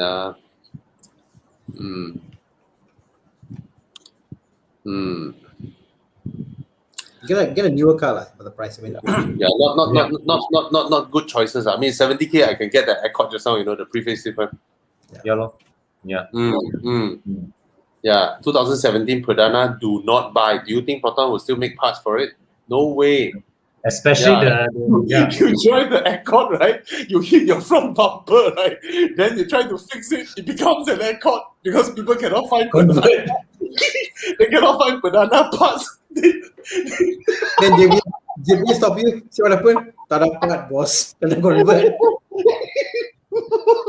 That is real, huh? This is very real. You had a frontal collision. Your front becomes Accord. Value goes up. You just cannot find parts anymore.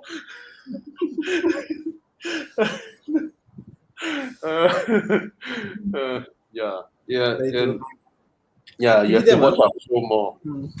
These are bad considerations. What? 70K. Huh? Yeah, a lot of cars, 70K. Get an Accord. If you want a proper upgrade, get an Accord. You get a W204 Mercedes. Yes, to you the brand is an upgrade, but in everything else you're getting, right, it's a downgrade. It's a smaller car than a City.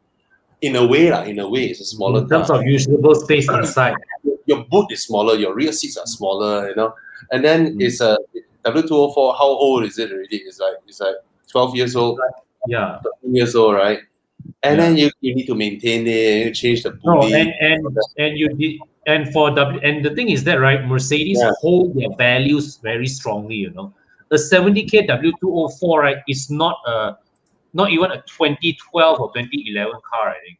Okay, if you find a W211 E-Class, which is about the same price as the C-Class anyway, all right, and 211, right, Con? Yeah, 211. If you get a 211, which is about 211 is the big small I one. Oh, then it's 212. 212, right? This generation is 212, right? This generation is 213. No, W204 equivalent generation. W204 equivalent generation is 212. 212, right? Yeah. If you get that E-Class, it should be about the same resale value as the C-Class. Yep, I got it here. I'll share. It should be about the same. Then it's an upgrade. Right? But you get weird engine lineups. So they either give you a 1.8 turbo or a 3-liter NA. All right? The 3-liter NA is bulletproof, but it's a lazy engine. You pay a lot of road tax, but it's not particularly powerful. It's like 210 horsepower. Yeah. But it's a reliable engine. freaking reliable. The 3-liter W2. No, this is 2.0. No, so that was the years. Yes. The one, is it 59K? The white color one just now. Yeah, 2012. 2012 onwards, low to high. You don't need Cheapest. to go 2012, right? Okay, you see, 68K. Okay. Wow. Wow.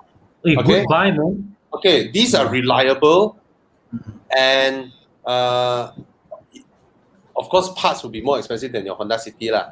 But at least it is an upgrade because it is a bigger car, right?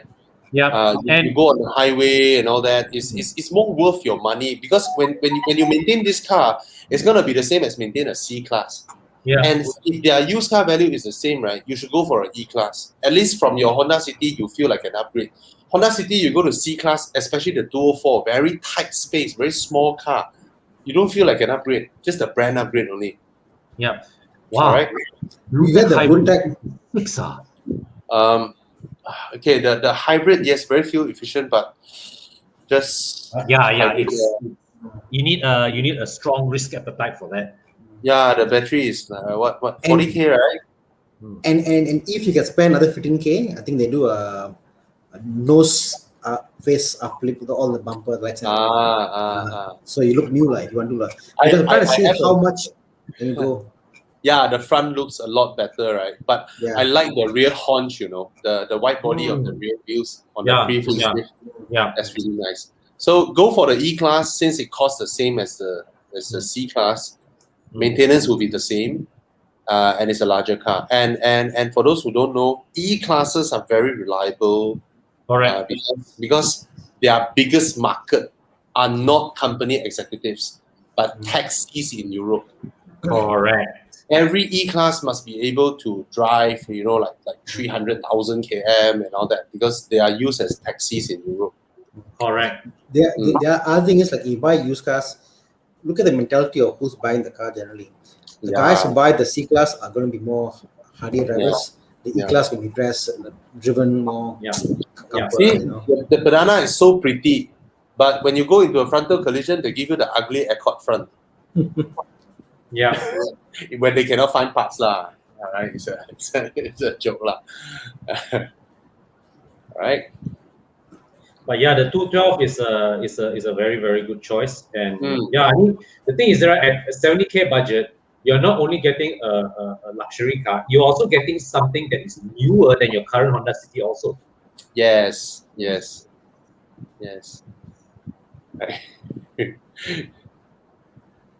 All right. Any other questions?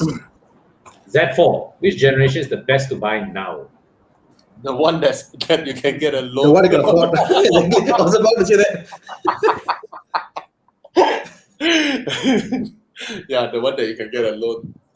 2012, 13, you still can get a loan, right? Yeah. The new one is too expensive, right? Like 350 grand. No point, so expensive. And I think people always say, want to save money, get the best deal. But you buy older cars that you're buying because it's cheap and not because you love the car, you will spend more money. Trust me, from personal experience. If you buy a car because it's old and cheap and not because you love it, in the long run you will spend more money. So always buy the best car you can buy for the money you have, and then you'll be fine. Yeah. Kuhan, we need a budget. Give us a budget, right? Currently driving a Volt 4 V8. What's so the Cullinan. I was just thinking Bentayga actually. Bentayga, Cullinan, right? How? You 4.4 V8 Volt already. Apa boleh buat? 850K.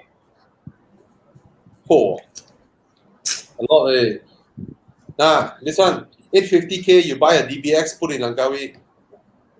It's not an upgrade, it is a downgrade in size, but it's a major upgrade in brand, in other things. And so some people don't know, this car is only 800,000+.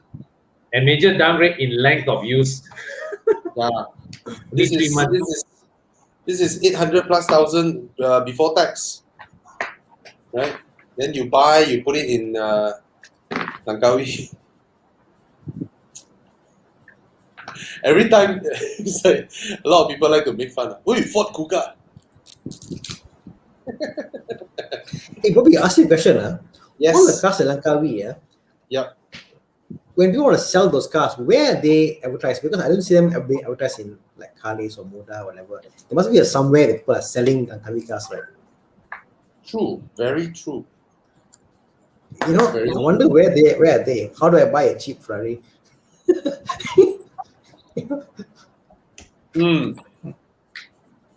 But the thing is, sometimes if you go car list, you can find cars that are listed. Yeah, correct. And then they say price before tax, right? Correct. Yeah, example. Yeah, lor. But And but those cars they will park in Langkawi, right? Their goal is to park there. They save about 2-3 years of interest for on tax on duty, and then they bring it in. They pay the remaining amount, then they bring it in. Yeah. I mean, Ernest Shaw said go search for Langkawi. I did that. I don't think it worked because we always find low to high. So the first car we see should be Langkawi car, but it's not Langkawi car. so that's how I know for sure it's not there. Because we are cheap. That's why. What about the 508? It's a question here from Khalib Raj. Work in the Peugeot 508. If you buy the first 2012 one that has depreciated to 20,000-30,000, then of course it's worth it. Right?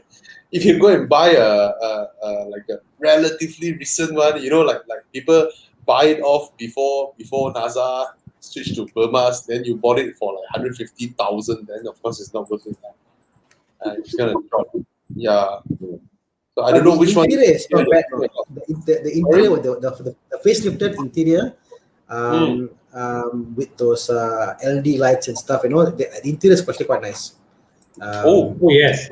Actually, the 508 is a very nice car, both inside and out. What do you pay for? Yeah. I almost considered it, at the time when I was considering a 508 diesel wagon with my S4 wagon. Because I like that car so much. The drive, the power, the panoramic roof, the design of the car. Oh yeah, it's beautiful. It's a beautiful.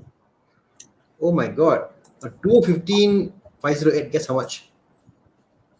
Not sure. The prices. 58. Huh? What? You not? What? 8,000. Show us, bro. Oh, wait, what's again? What's the price? 2015. Where are you? Where's Simyat? Okay, hey. One second.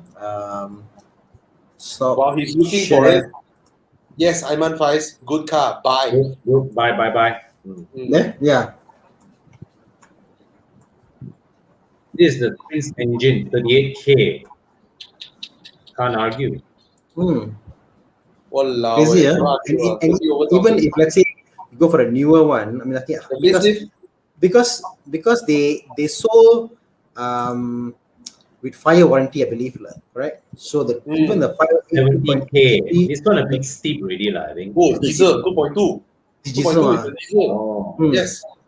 Yeah. Reliable engine. This shape is right. This looks good. The front look is very nice. I prefer this shape. Right? This is one interior. One of my close friends. And the interior of this at least got a cup holder. Yeah. This interior is fantastic. Yeah. I'm talking about this interior, bro. The center console got no place to put things on, The pre-facelift. Really? Yes, there's no cubby holes in the tunnel. Behind the gear lever there's no cubby space one. You only put it inside the armrest glove box.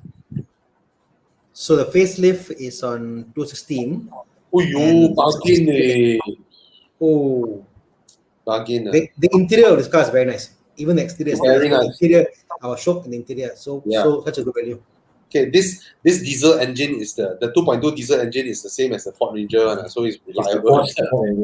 Pickup truck diesel engine. You don't need Euro 5 for this car. If you buy the 2.2 diesel, you don't need Euro 5. Yeah, very nice, very nice. Oh, bargain way. You know why Mark's making the comment there? Who? Where? Mark is making a comment there because his dad has one. So I know.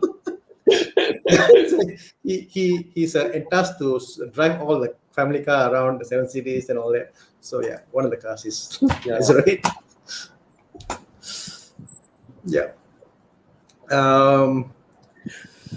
My friend also have one 2012 car.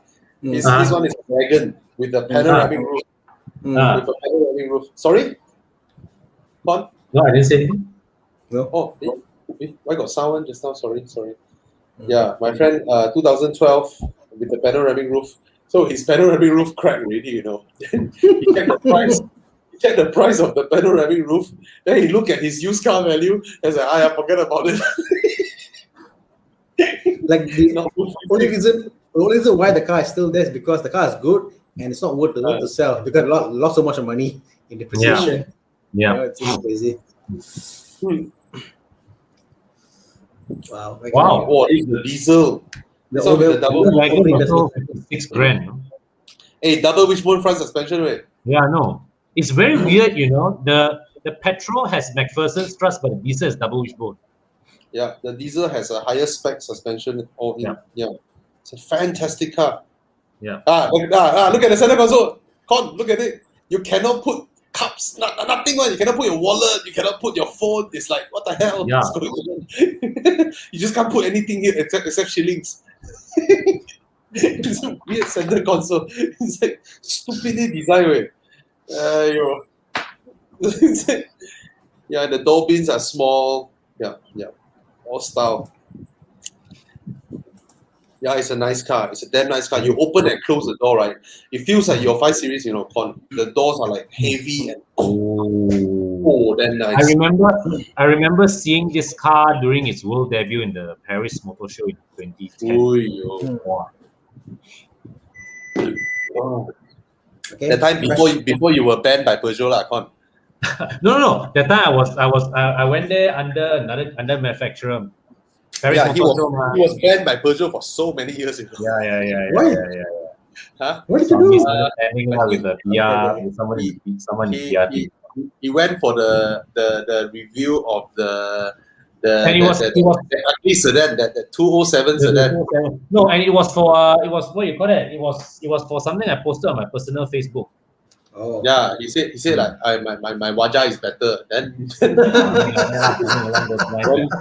Then our industry friend Gomez banned him. Straight up banned him.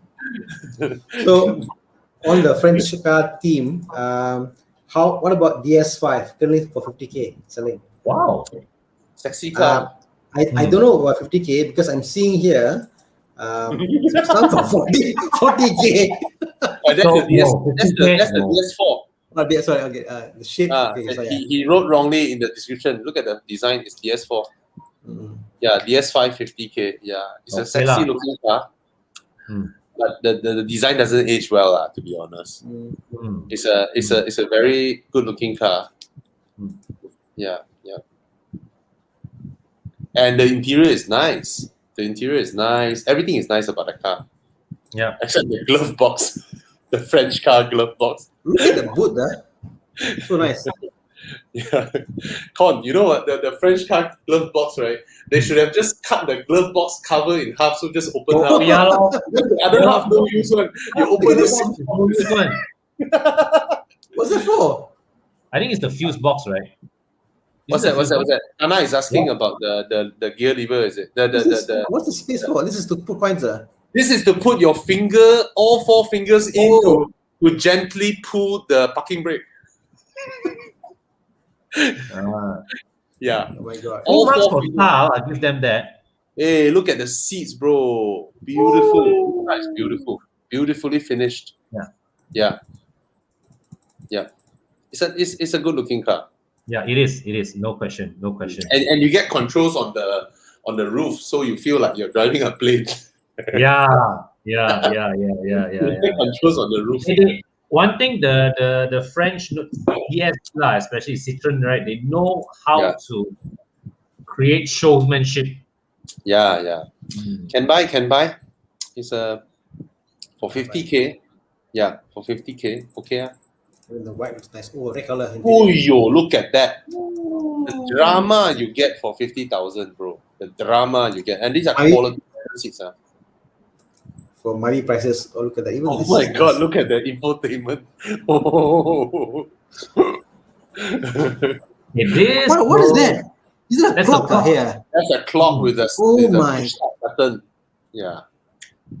I Who love marks for Turkey design designs. lah? The French, when they wanna, Look at they that. they just go extravagant, the French. Yeah. And then the Germans look at it, the Germans will be like, There you go, Bobby. This is the top control like you're talking about. On yeah. Nice.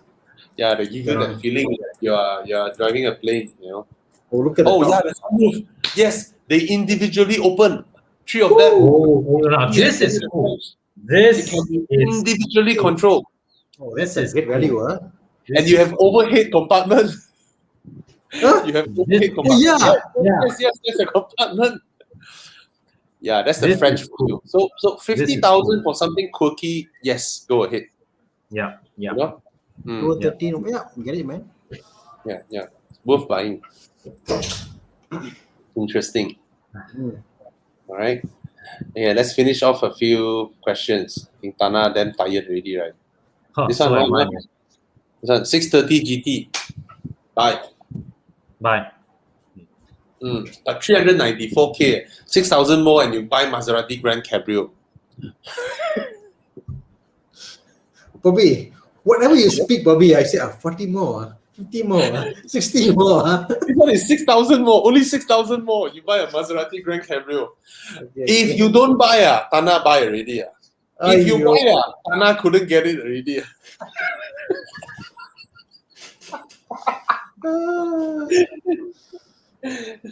Tana, can I ask you this question?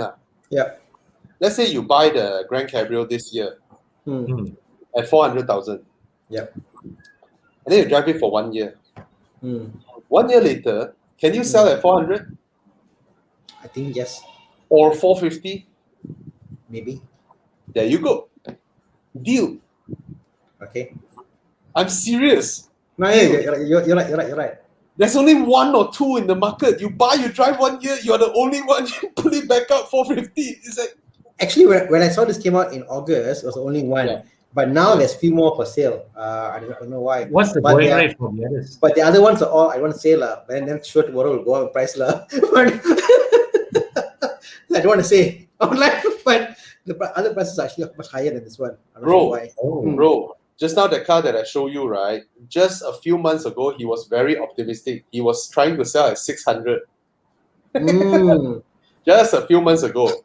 I saw the car, I was like, 600, you stupid man. Coupe 280, Cabrio, you want to sell 600. Yeah, maybe my mind reached him. He was like, oh.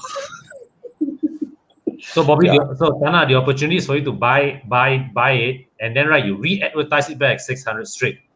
You see, Tana, the difference between the Grand Cabrio and this 630 GT, right, is that he buy it now at 394. 1 year later, he cannot sell at 394. I'm sorry, but it's a good car. Okay, this is a good car for your budget. This is a great car. I like this car. Yeah. But try and get more discount from BMW, because let me tell you this, my friend who was driving a F10 5 Series, he was like, Bobby, can you come and can you go with me to the showroom? I want to look at the new G30 5 Series. So we arrived at the showroom, right? I was like, bro, you're driving F10, some more facelift, 528i. You're going to buy a G30, right? And you after you bought already, you pay and all that, right? You go back to your office, you go home, you're like, why nobody cares on because they didn't realize you changed. Can you buy something different? So I pointed him at the 6 Series GT. That time, right, it was just launched. BMW launched it at 460,000. And we look at the car, and then he was like, hey, this one quite special. Wow, rear seat, wow. I tell you, that was the time when BMW was fighting sales figure with Mercedes-Benz. Remember that at that time, they were chasing each other, right? Yeah. I tell you, straight up from 460, BMW made him an offer that he immediately signed. 460 brand new, they offer him 370. But the deal is he has to bring the car back and drive it from 0 to 2,000 km, then only come back and do the name change. Yeah. Then only they put it under the pre-owned. Yeah. It's like, yeah, that was hilarious. So 94, maybe you can try to argue some deals. I'm not sure. All right. Okay. Do we have any last?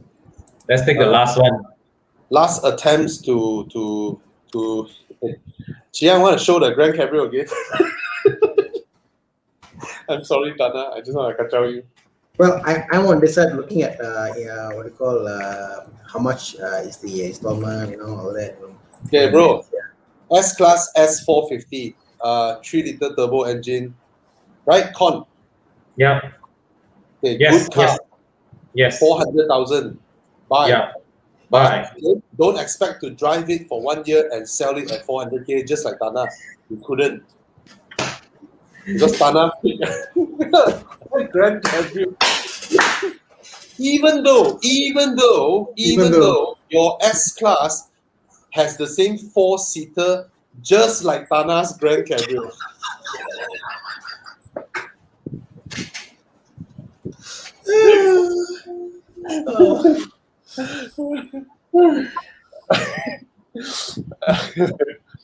There'll be a same engine as Portofino. No. Portofino is the new turbocharged engine already. Portofino is twin turbo. This is 4.7 to the NA. Bro, the Portofino doesn't sound that good. No. Neither does the California. Okay. Maseratis, they sound wilder than Ferraris. Look at the way Anthony typed. Not Grand Cabrio. Grand Cabrio. Maserati's engine sound tuning is actually rather similar to Aston Martin. They don't do the high pitch sound. They do the grunt. Oh. Yeah. And I would say Maseratis sound louder than Aston's. Yeah. All right. Gran Turismo and this. Sorry? Gran Turismo and this. Grand Cabrio lah, bro. Really, yeah. Grand Cabrio, bro. Right? This is just rare shit, bro. Yeah. Rare. Yeah.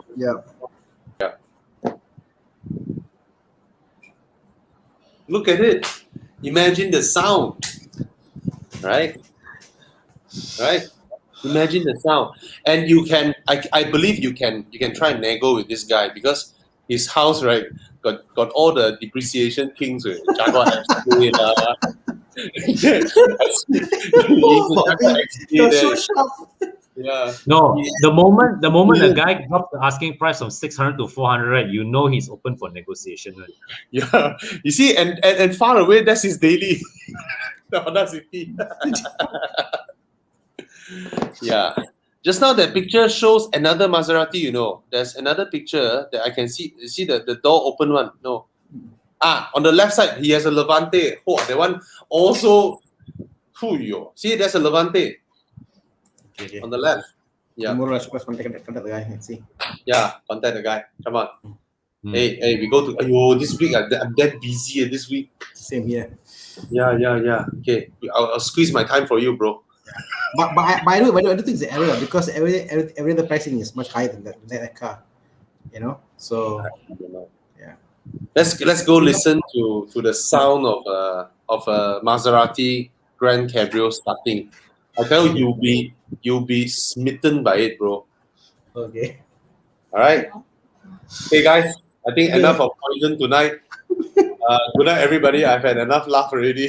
Same here. Good night, everybody. Join us next week, and Thursday, Dana might have something. Dana might not have something. I'm not sure, huh? But I'll try to. I'll be sure I'll be there, huh? Yeah. Okay. Dana. Good night, guys. Yes. Confirm what? Power Racing 1 tank every month on me. Okay. I'll think about it. Okay, first 6 months, 2 tanks. First 6 months, 2 tanks. Yeah. Wow. Right. Bang, bang. Wow. Sure. Sure. Okay. Good night, everybody. Bye. Good night, guys. Good night, guys.